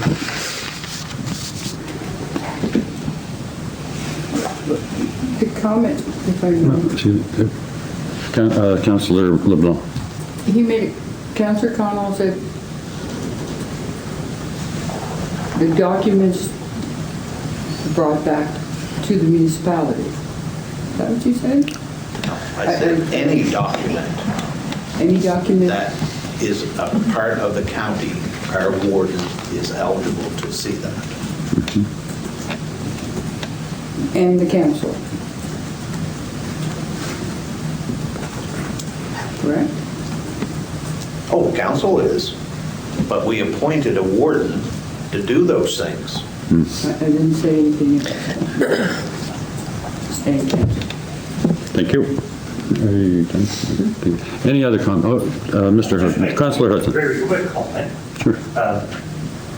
And I guess what I want to say is that the MGA gave certain powers to the warden. And, then I think as Sheridan, or Councillor Sheridan mentioned this morning on another subject, I think we need to follow the MGA. in respect to these. Thank you. Thank you. Anything else? Hearing none, I'm going to call the question. The clerk, could you please read the question for us?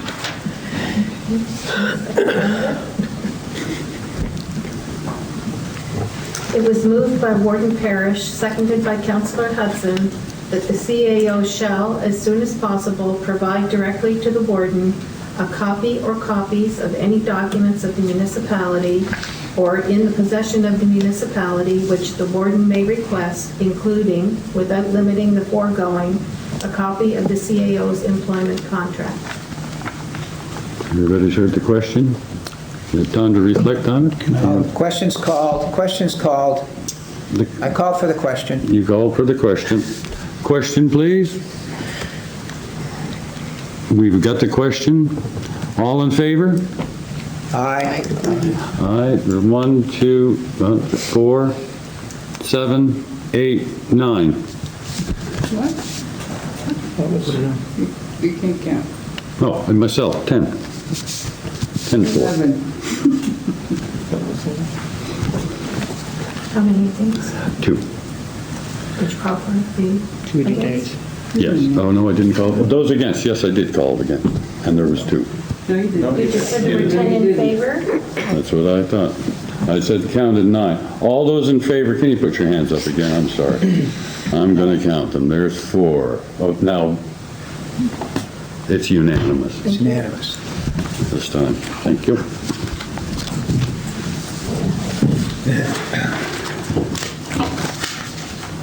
Would you like the CAO contract? We can, You want it now? Pardon me? Do you want the CAO contract now? Well, no, we're moving on to the next Moving thing onto our agenda, which is the Royal Bank signing. And that would be up to the other last one. Thank you very much for your patience, folks.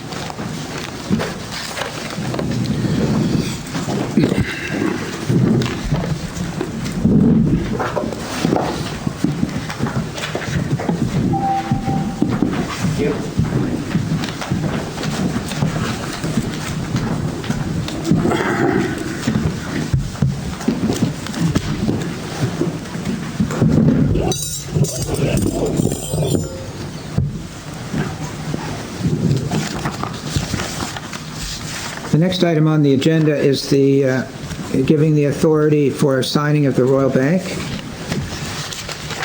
This was brought to my attention this morning. I'm not sure exactly how the motion should read. Madam Clerk, is there a motion actually written out? Yes, and the deputy warden has the motion, but one of the Director Campbell has a comment on it. Well, More of a question, please. perhaps we could put the motion on the floor first, do you think? Or, no, you want to speak first? Yeah. Okay, go ahead. I apologize for interfering with your agenda.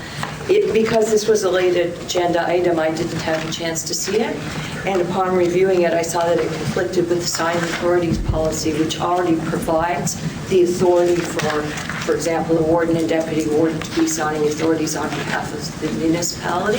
I believe that the bank forgot that we had that policy already in place, and they were looking for a resolution, and in fact, the sample resolution that they gave conflicts with our signing authorities policy. To ensure that we have a compatible and friendly resolution, I was just going to respectfully suggest that this might be accomplished by confirming the signing authorities as per the policy, and that way the bank document could be made to agree with the policy. So, sure, I hear what I take it you're saying is that we should just table this motion for now. And, well, it may be necessary to bring something back, eh? I understand. I do completely understand why you're suggesting that. I'm not sure of the imminence of having to do this. I wanted to just bring it up so that we didn't complicate things by having a resolution that conflicted with the policy. Completely understood, and the reason I suggested table, you don't have to bring back a tabled motion. But it may turn out that in your work trying to resolve things fitting together, we may require a motion. I don't know. That's all. Yes. So if that's agreeable to council, we'll table this issue about the signing. Make a motion table. Motion to table from Councillor Connell, seconded by Councillor Prout. All those in favor say aye. Aye. Opposed? Motion's carried.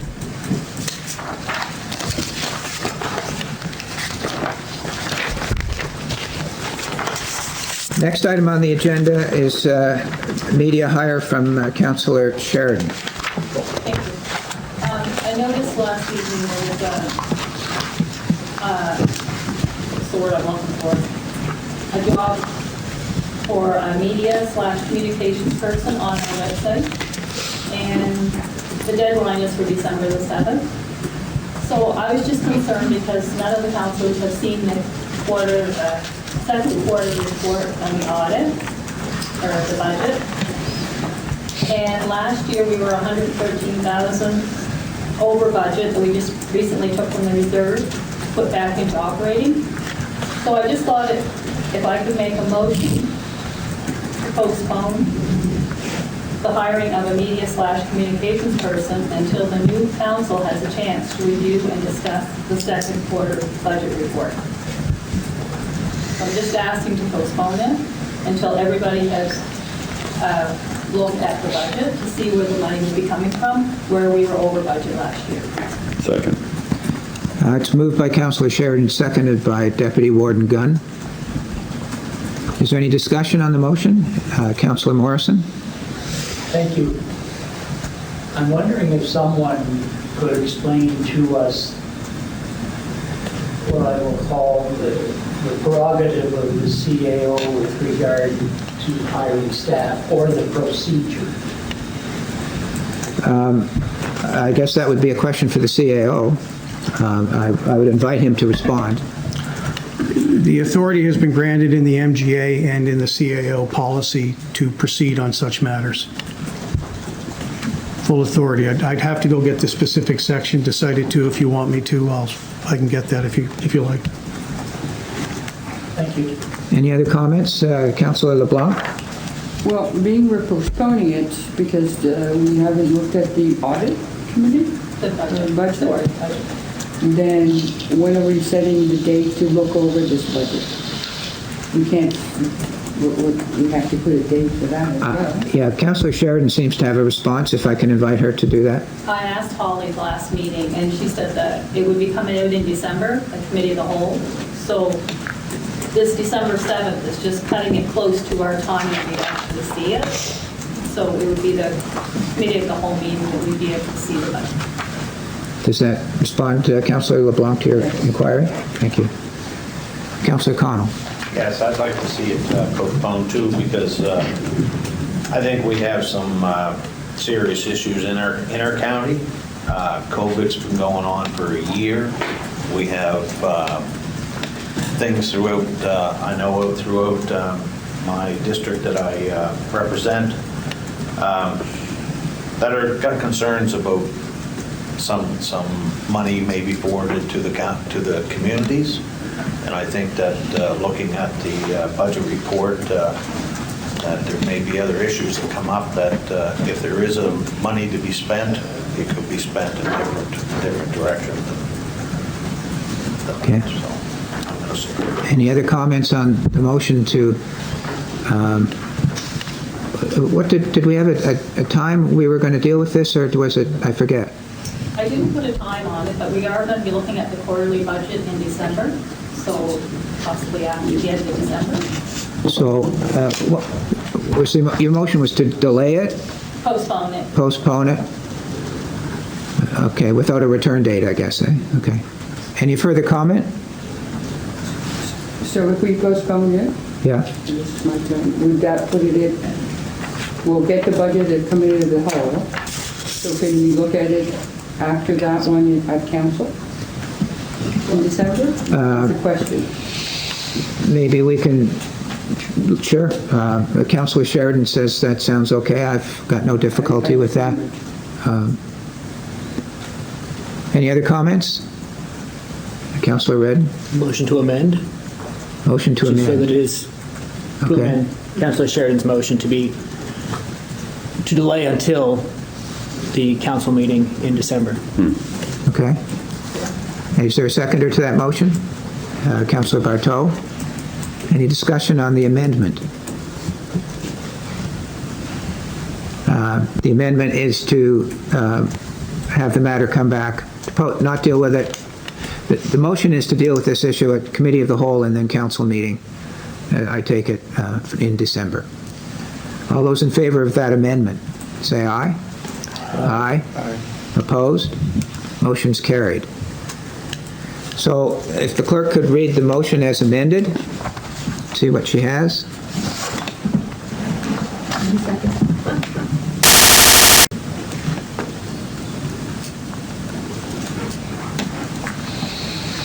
Where to insert the wording.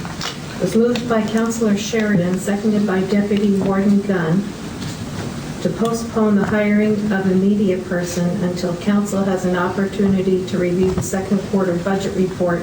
I don't know how to put the amendment in there. Is it to postpone the hiring of a media person until December council?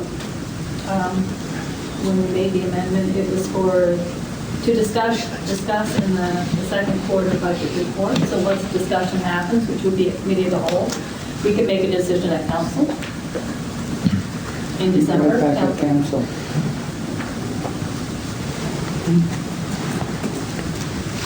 Let me see if I can do this.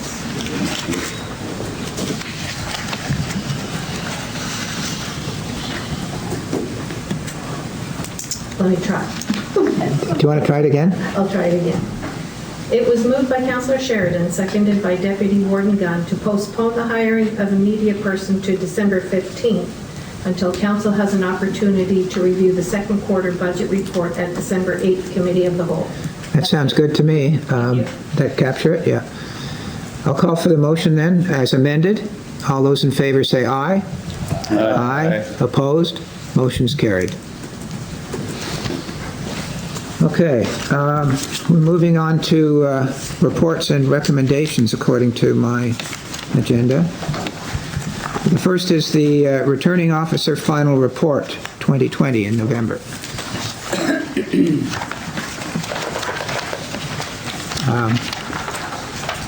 You've all had a chance to read it. There are some recommendations there which I think it's probably premature to discuss today. Let me know how you wish to deal with it. It seems to me that perhaps we should create an ad hoc committee to assess the recommendations and make a report to council. We've got 4 years to deal with this. Councillor Morrison? Thank you. I think first that Mr. Patterson should come and have a conversation with us. And then the idea of a committee to look at it over the coming years sounds eminently suitable to me, but I'd like to have him here so we can discuss some of those things. Would anyone like to discuss we're having a discussion at this point, the suggestion that Councillor Morrison has made, Deputy Warden Gunn? Thank you. Could I move to receive this for information and then we'll go into a discussion? Yes. Sure. Well, I think that Councillor Morrison was suggesting actually we take some action, were you not? Yes. Yeah. So I mean, you can move that, but then I think there'll be perhaps some opposition to it. Perhaps we could have a little more discussion before we. But if you want to make a motion, I can't stop you. I will move to receive this for information. Correct. Okay. And now we can discuss it. Okay, and Councillor LeBlanc is seconding it. Yes. And go ahead, Councillor Morrison. Thank you. So now I have to talk against the motion. Sure. Because I don't want to receive this for information. This is an action document. There are recommendations in here, and we should deal with them. We're becoming hidebound, just a touch. All right. Any other discussion? Deputy Warden. Thank you. I would look to amend the motion. Yes. So that we can act on the recommendations. So I would move to amend the motion and direct Annapolis County Council to invite Mr. Patterson to, we can either have a special meeting or to the next meeting, to explain his recommendations. Is that not, do you think you should withdraw your first motion? Well, that part of governance I don't really understand, but I'm looking to make an amendment to that motion. Just withdraw. Just retract. I would think, Oh, sorry. I'm seeing the sense around the table that you should perhaps withdraw the I'll motion withdraw my to receive for information and then make a motion, Yes. make a second motion, which seems to be consistent with what Councillor Morrison's looking for. Yeah. Go ahead, Deputy Warden, did you want to make a motion Point then? of order then. A point of order? Yes. The seconder has to also withdraw the motion. Yes, yes, she did. I saw her. Sorry, I totally missed that. Yeah. My apologies. Thank you. Okay. I would move that Annapolis County Council invite Mr. Patterson to come to, would it be Committee of the Whole or Committee of the Whole, and explain to us the recommendations that he has in here. Further to that, I would move that Annapolis County set up an ad hoc committee that over the next few years can look at those recommendations and how we might instill. Thank you. I have one motion. Well, I think the motion, I think it's one motion. It is one motion. It's one motion that we invite Mr. Patterson to come to a meeting and that we appoint an ad hoc committee afterwards to deal with what he has to say, is the way I saw it. But That's not the language that the deputy warden used. The deputy warden made a motion, and then he said, I make a further motion. well, he did. I did, yeah. Yes, he I did. further move. Yeah. Yes. So you can only have one Right. motion at a time. Not a problem. I can make that in two motions. All right, let's deal with the first motion first. Okay. We've got the first motion. I move that Annapolis County Council invite Mr. Patterson to come to Committee of the Whole and explain his report along with the recommendations that he has. Is there a seconder to that motion?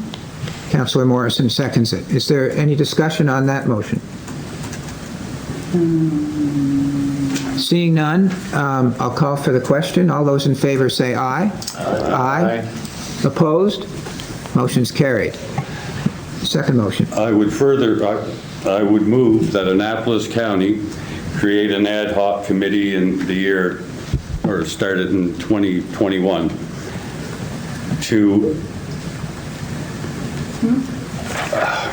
to enact the recommendations that may come from Mr. Patterson about the 24's election. Well, maybe that come from Committee of the Whole after hearing his recommendations? Sure. You know, or whatever. I don't know. We're actually, no, that's probably not right because we're just receiving him. Yeah, we're just, Perhaps we should wait. just a committee of, an ad hoc committee to deal with his recommendations. Yes. So where are we? I'm sorry. We're lost. No, we're just on the second motion. If Motion I, on the floor, is there a seconder? If so, We don't know the we don't know, there's no There's no motion yet. or there's It's not no- firm. we're trying to get there. No, he didn't clarify it. If, Let's let the deputy warden try it again, perhaps. I move that Annapolis County Council form an ad hoc committee to deal with the recommendations coming from Mr. Patterson's report. Is there a seconder to that motion? Councilor Morrison. Is there discussion on that motion? Councilor Morrison. The horse is way behind the cart. For me to vote on such a motion, if I voted in favor, I would be presupposing the outcome of the discussions with the returning officer. I think on the face of it, it's a fine motion, but it's ahead of its time. We should have the returning officer here, we should talk to him, we should ask him questions, and who knows what we'll do at the end. Okay. Fair enough. Any other discussion? I'll be voting against it. Okay, any other discussion on the motion? Okay. No, I'm not going to withdraw my motion. It could, Any other discussion on the motion? All those in favor say aye. Aye. All those opposed, nay. Nay. Motion's defeated. So I think what we'll do, I think we're fine. We don't need another motion on that point, at this point. We'll deal with it at the Committee of the Whole. Let's move on. Time is ticking. Okay, now we have the reports from the Committee of the Whole. The first is the Bear River deed request.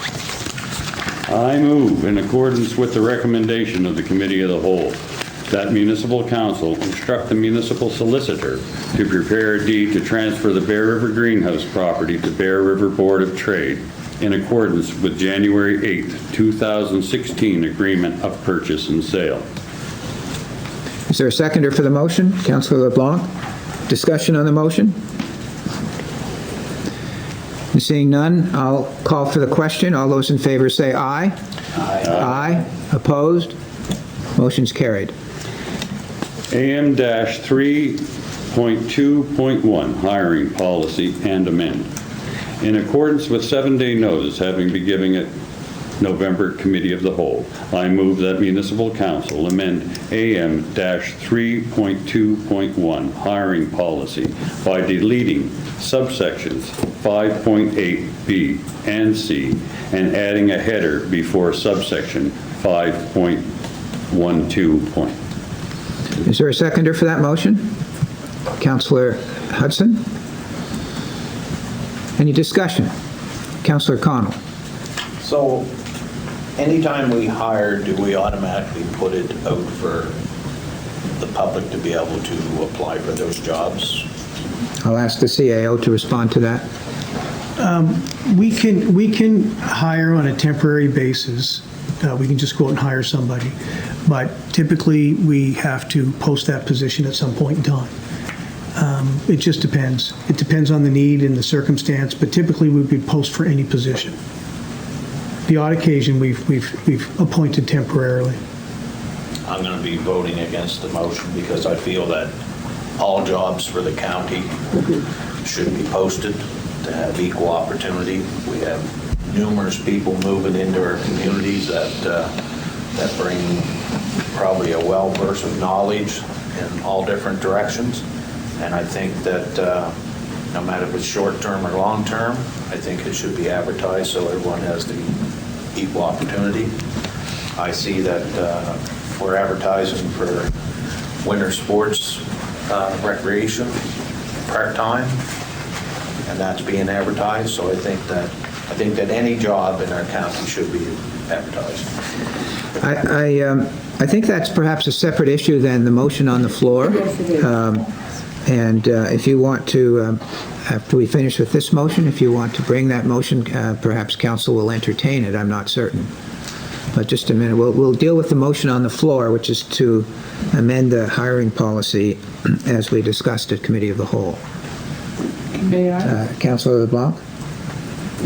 If Don will correct me if I'm incorrect, trust me.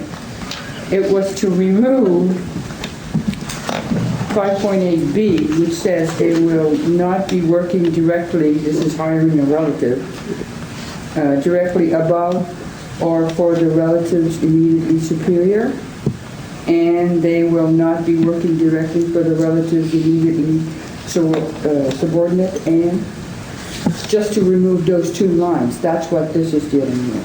Correct, that's my understanding. That's my, yes, there were two lines in the hiring policy that were being removed, plus there was a heading that was being put in. Just to help answer comment. Any other discussion on the motion? And a refresh. Seeing none, I'll call for the vote. We've got it. I don't know if we have to read it because it's the same as what's read out. We have it in front of us. So all those in favor say aye. Aye. Aye. Opposed? Nay. Well, there's one nay. 2 nays. Yes, would the deputy CAO like to? I was seeking to ask if you'd like me to provide a slight bit of clarity in regards to hiring processes in a nutshell. Yes, if you would. So Cole's Notes version, all regular, permanent positions go through a hiring competition, which includes public advertising. There is a section in the policy that, as the CAO has alluded to, a temporary hiring can be done to meet an immediate need. But if that position is then down the road considered for permanence, it goes through a hiring competition. Can you give me some idea how often we use the temporary hiring policy? I can't give you a general rule because it's used pretty infrequently. Pretty infrequent, okay. Councillor Connell. So I'll just make note that at Committee of the Whole, I'll be bringing a motion forward for equal opportunity policy. Sure, could you, I think, I'm learning the steps myself. I think if you would send a note to the clerk Yep. to put that on the Committee of the Whole agenda, that would be helpful. I will. With your suggested motion. And my background of that is that I worked for the government for 30-some years. And I've seen people come in and work short-time jobs. They get all the training they need to ace the interview when the full-time job presents itself, and it takes away from the equal opportunity. So I will be bringing an equal opportunity policy. Okay. Yes, Deputy CAO? I apologize for continuing to interrupt you. I do want to empower you with information. We do have an employment equity policy. Would it perhaps be useful for that to be placed on the agenda for consideration so that it could be considered for what changes council may wish? It sounds like a wonderful idea. So I think we'll consider that part of the motion that, or the notice that Councillor Connell will bring at the Committee of the Whole. Councillor Redden, yeah? Just I guess it's a slight aside, but in keeping with what the information flowing here. What is the procedure for sending things off for Committee of the Whole in advance? Would the clerk like to respond to that? Sure. If you're wishing to have items put on Committee of the Whole, I start compiling the agenda the week before. So I request, and your policy outlines that items you want on the agenda should be received by the clerk 8 days prior, which is the Monday before the Tuesday meeting the following week. I understood that as the minimum amount of time you wanted it. Anytime Do you before want that stuff would be for fabulous. For March or?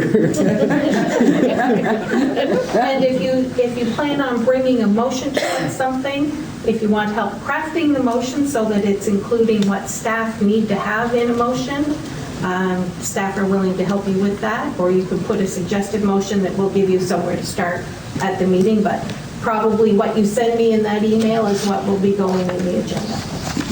If something arises in that 8-day period that wasn't evident before, you can accommodate it probably, but it's not preferred that it's not done that way. So I can explain how my life rolls around an agenda, which is 3 out of 4 weeks of the month. I request, policy states that items should be to me on the Monday. When there's staff reports and stuff like that, I have to get them to the CAO for him to review them and authorize them to go on the agenda. When items are coming from other people, some people would like to know, what is the real deadline? Well, the real deadline is the Monday 8 days before the agenda. Because once I get them all, then I have to compile them and publish them and distribute them. So there are times when I'm trying to copy an agenda, I would really like to be able to do that on a Wednesday. On a Thursday night at 10 o'clock, I'm pulling together an agenda so that you can get it on the Friday so that you have the time over the weekend to review it before your Tuesday meeting. So when we say 8 days before the meeting, I like it 8 days before the meeting. There's always something that will come up. If I'm told that I have something coming, I can't get it to you till the Wednesday, when I know to put a placeholder in and I can nag you on the Wednesday when I don't have it, I will do that. And she will. It's all timing, because when you go into Committee of the Whole, that starts 8 days before Committee of the Whole. You have a meeting on a Tuesday, I have to turn that information around on a Tuesday and send it out to you on a Friday with all the other information for council. Then after council, there's a follow-up. When there are additional meetings in between that, someone is still compiling an agenda, doing the minutes, and getting the information out to you. So deadlines are important to my office so that you can get the information that you need in order to have it in a fashion to review for your meetings. Thank you very Okay. much. 8 days before. Yeah, 8 is the Monday magic before number. Tuesday. Take that as a- All right. You're behind the 8 ball. There you go. Okay, we'll move along to the accessibility policy. Deputy Warden? Yes. AM-1.3.6.17, accessibility policy dash new. I move pursuant to 7 days' notice having been given at committee of the whole, that municipal council approve AM-1.3.6.17 accessibility advisory committee policy as circulated. Is there a seconder for that motion? Councillor Sheridan, discussion? Seeing none, I'll call for the question. All those in favor say aye. Aye. Opposed? Motion's carried. Number IV. Seek nomination for Western Regional Housing Authority Board. Pursuant to the recommendation of the Committee of the Whole, I move that municipal council advertise on the county's website and social media and through media as deemed appropriate by council for applications from citizens interested in serving on the Western Regional Housing Authority Board. Is there a seconder for that motion? Councillor Longmire? Any discussion? Seeing none, I'll call for the question. All those in favor say aye. Aye. Opposed? Motion's carried. Next, number 5. Annapolis County Municipal Housing Corporation recommendations for appointment to board. I move, in accordance with the recommendation of Committee of the Whole, that municipal council appoint Nancy McGrath, Gail Grover, Alnor Rajan for an additional 2-year term each, and Judy Green and Nicola McCarthy as new appointments to the board. Is there a seconder? Councillor Morrison? Discussion? Seeing none, I'll call for the question. All those in favor say aye. Aye. Opposed? Motion's carried. Next, number VI. Municipal buildings to be open to the public.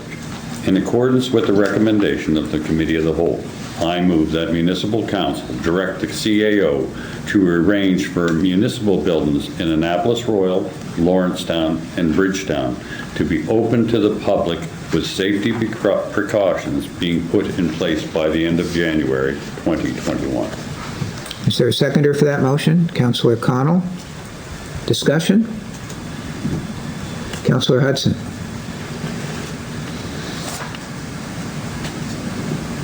Oh, sorry, were you seconding or were you wanting to say something? No, just a second. Okay.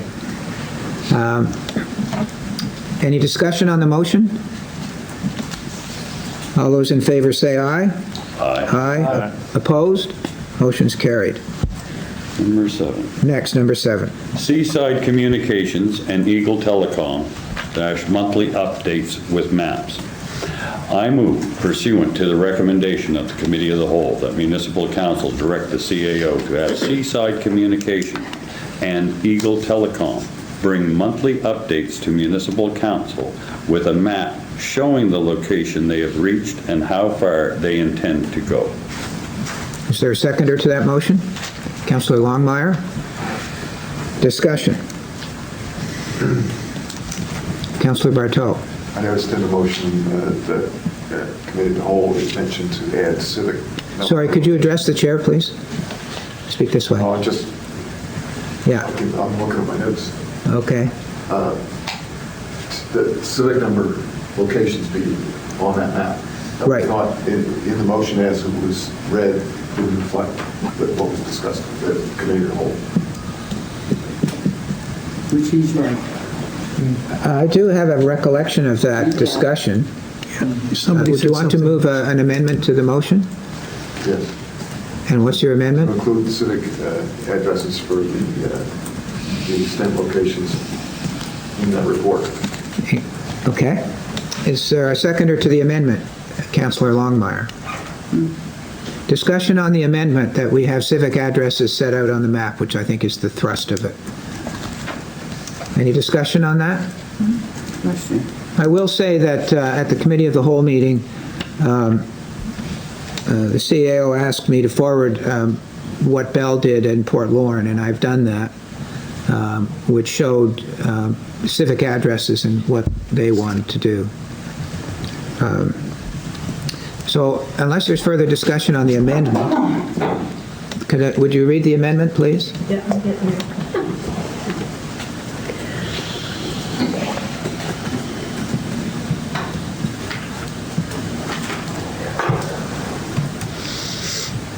Did you vote on the amendment? No, I'm sorry. going to ask you to read the amendment and we'll vote on it. Sorry. It was moved by Councillor Bardo, seconded by Councillor Longmire, to amend the motion to include civic addresses for locations on the map. Okay. All those in favor of the motion say aye. Aye. Opposed? Motion's carried. Is there any more discussion on the motion as amended? If not, could the clerk read the motion as amended? It was moved by Deputy Warden Gunn, seconded by Councillor Longmire, pursuant to the recommendation of Committee of the Whole, that Municipal Council direct the CAO to have Seaside Communication and Eagle Telecom bring monthly updates to Municipal Council with a map showing civic addresses of the locations they've reached and how far they intend to go. Okay.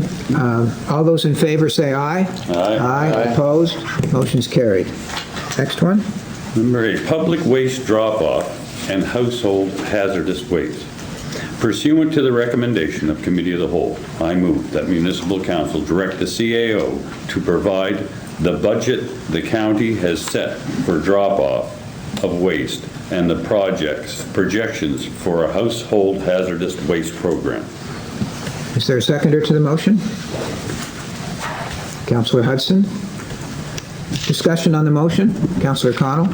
So this budget is supposed to be brought forward to us before anything is done?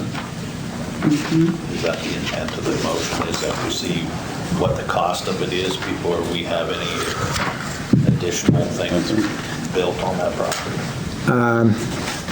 I don't think that, as I see it, I think that would be require an amendment to the motion. I don't think the motion says that. I think it just says, I think the request is to have a budget. I don't think it says that there's no further work to be done until we get the budget. Councillor LeBlanc? I believe, Mr. Warden, that if there was something else to be done or built for money, it would have to come to council. Well, it may already be in some budget that I don't know of.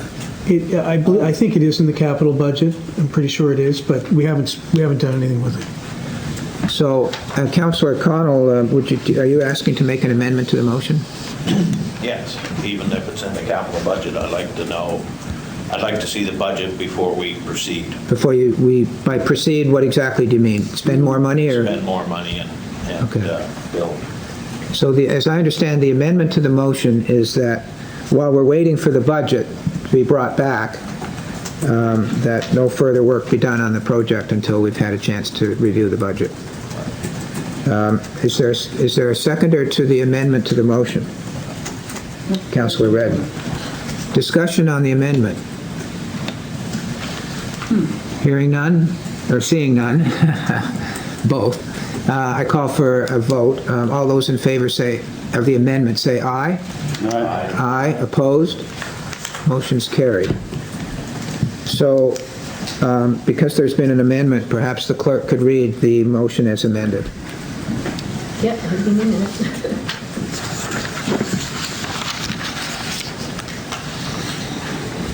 Pursuant to the recommendation of Committee of the Whole, Deputy Warden Gunn moved, seconded by Councillor Hudson, that Municipal Council direct the CAO to provide the budget the county has set for public drop-off of waste and the projections for a household hazardous waste program, and that while waiting for the budget, no further work be done on the project. All those in favor of the motion as read, say aye. Aye. Opposed? Motion is carried. Summary of costs to date for the waste transfer station. In accordance with the recommendation of Committee of the Whole, I move that Municipal Council direct the CAO to provide a full detailed summary of costs to date for the waste transfer station. Is there a seconder for that motion? Councillor Connell? Discussion? I'll call for the question then. All those in favor say aye. Aye. Opposed? Motion's carried. 10 is a summary of all legal cases with current standing and fees to date.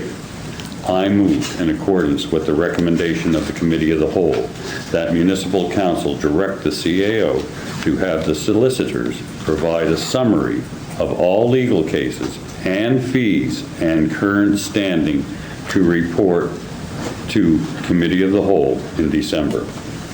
Is there a seconder for the motion? Councillor Longmire? Discussion?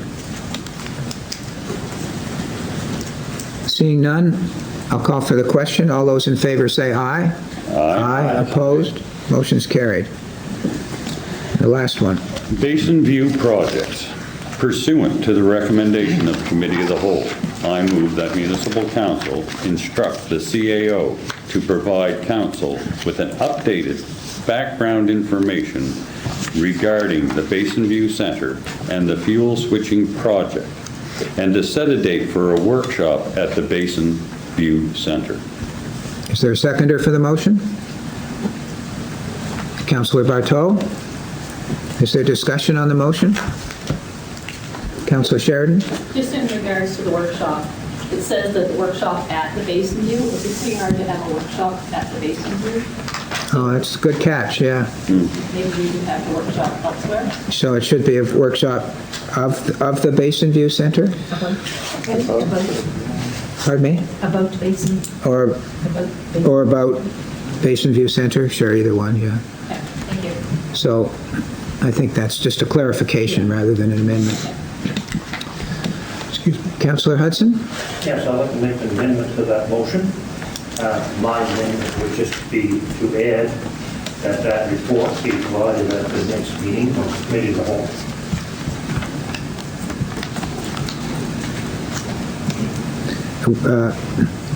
That the updated background information you're talking about? Yes. Okay. Yep. If I may. Sure, go ahead. Just the, I think that's correct. There's an original report, it's very high level. And then there was follow-up work. They're still doing follow-up work. We'll bring whatever we have that's finished up to date. So there's a motion on the floor to amend the motion that the updated background information be provided to the next Committee of the Whole meeting. Is there a seconder for that motion? Are you seconding or you want? I second it. Second by Councillor Connell. You speak to the amendment. That was the background information from the audit? Or work being done, you said? There's an original report, and then in the report it needs to do further investigations. So we've done further investigations on the pool, and we're doing further investigations on the structures where they come together. There's two buildings. Right, but you said work being done, but it's not being done. Well, the investigation work, yeah. I want to clarify that. Any, Councillor LeBlanc, discussion on the amendment? And realistically, this workshop for the Committee of the Whole... If you don't mind, I think the amendment on the floor is to receive this at the Committee of the Whole. And then when we'll go back to the main motion, it sounds like you want to talk about the report. No, I want to talk about having it sent or presented to us in December Committee of the Whole. Oh, okay, fair enough, sorry. Yeah, go ahead. Is that it? Yeah. Okay. So, having said that, how do we know for sure? It's not for sure that we'll have all the reports for then, I think. Am I correct on that? I know they were working on the second one. I don't know how far along they are. They started about 2 weeks ago. So it's like, hopefully we'll get it for the Committee of the Whole. Yeah. Okay, so... You should have it. For 8 days before committee level. Might not have that. 8 ball counts, so maybe pending we get the reports. Councillor Bartow? It's on the 8th, so it's a close committee vote this time.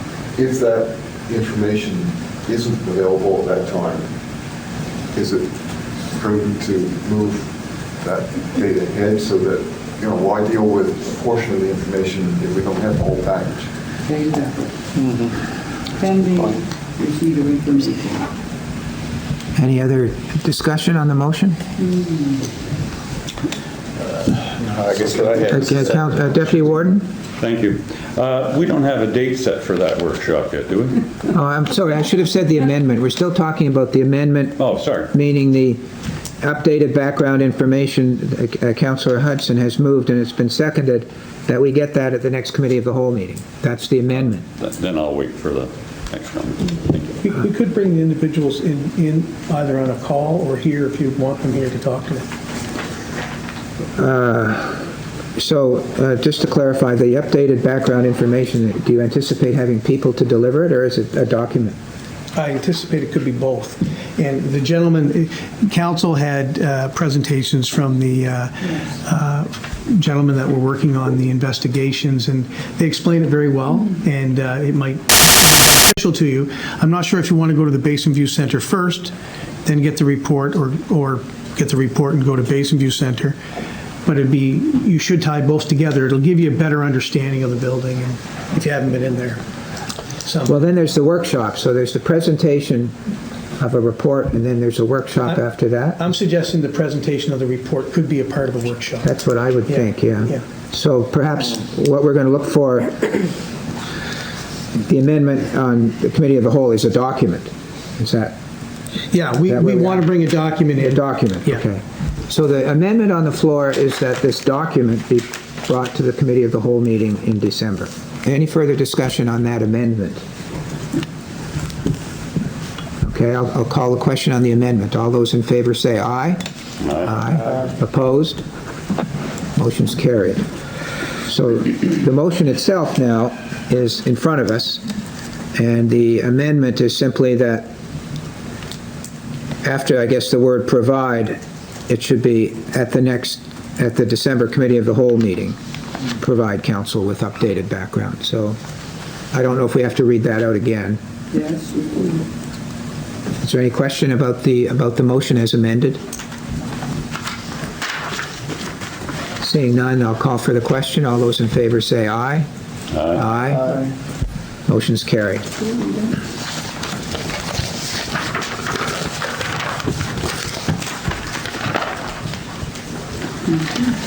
Okay, correspondence. Move to receive. Move to receive the Mountains and Meadows Care Group from Deputy Warden Gunn. Is there a seconder to the motion? Councillor Bartow. Discussion on the motion. Yes, please. Councillor Morrison. Why are we receiving it? We usually have a reason why we're receiving it. For information. For information, we normally say. I thought that's what he said, receiving for I information. didn't say information. Oh. He's absolutely correct. Is he correct? Okay. Move to receive for information. Okay, thank you. Is there any discussion on the motion to receive for information? Hearing none, I'll call for the motion. All those in favor say aye. Aye. Opposed? Motion's carried. Next, there's a correspondence from Friends of Gordonston, Nova Scotia, that came via email. I move to receive. Move to receive for information from Councillor Morrison. You wait for somebody to jump on that one. Is there a seconder for that? Councillor LeBlanc? Discussion on the motion. Seeing none, I'll call for the question. All those in favor say aye. Aye. Aye. Opposed? Motion's carried. Now, we have three items here in camera. And, Was your coffee break? Remember the meeting? pardon me? Your coffee was probably ready at 2. Oh. I'll make a motion to do our break now. Short break's a great idea. Yeah. I'll use the prerogatives of the chair to agree with that. There's three items on the agenda for in-camera meetings. One of them is entitled Contract Negotiations, and I'd like to start with that one if we could. You need a motion? Yeah, I was going to get to that. Is there a motion to go in camera with respect to what's styled as contract negotiations? Sure. Moved by the Deputy Warden, seconded by Councillor Redden. Is there any discussion on the motion to go in camera? Hearing none, I'll call for the vote. All those in favor say aye. Aye. Opposed? Motion's carried. Ms. Longmire, would you like to make a motion? I move to have a feasibility study conducted that would be funded from the 7.2 million for the Gordon Stone contract, be tendered, and that information to come back to council to decide on the proponent who will conduct the study. And it would be a feasibility study with respect to the Gordonston School project. I don't think you said that. Right. It was understood, but is that right? Is that what you meant? A feasibility study with respect to the Gordonston School project? Yeah. Is there a seconder for the motion? Is there a seconder, Councillor Connell? Further discussion on the motion? Hearing none, then I'll call for the question. All those in favor say aye. Aye. Opposed? Motion carried. Thank you. So we'll go back in camera now, and I'd like to deal with the next one is Excuse me, Warden. the F, litigation. Excuse me, Warden, Yes. if I may. I had another motion. Oh, I was yes, gonna you're right. make Sorry, on I that apologize. matter, and as well, I'd like to ask the clerk to add that to the agenda, because we didn't ask for that additional motion we just made to be added to the agenda. We Okay. didn't vote on that. Okay, please go ahead. So this is my motion.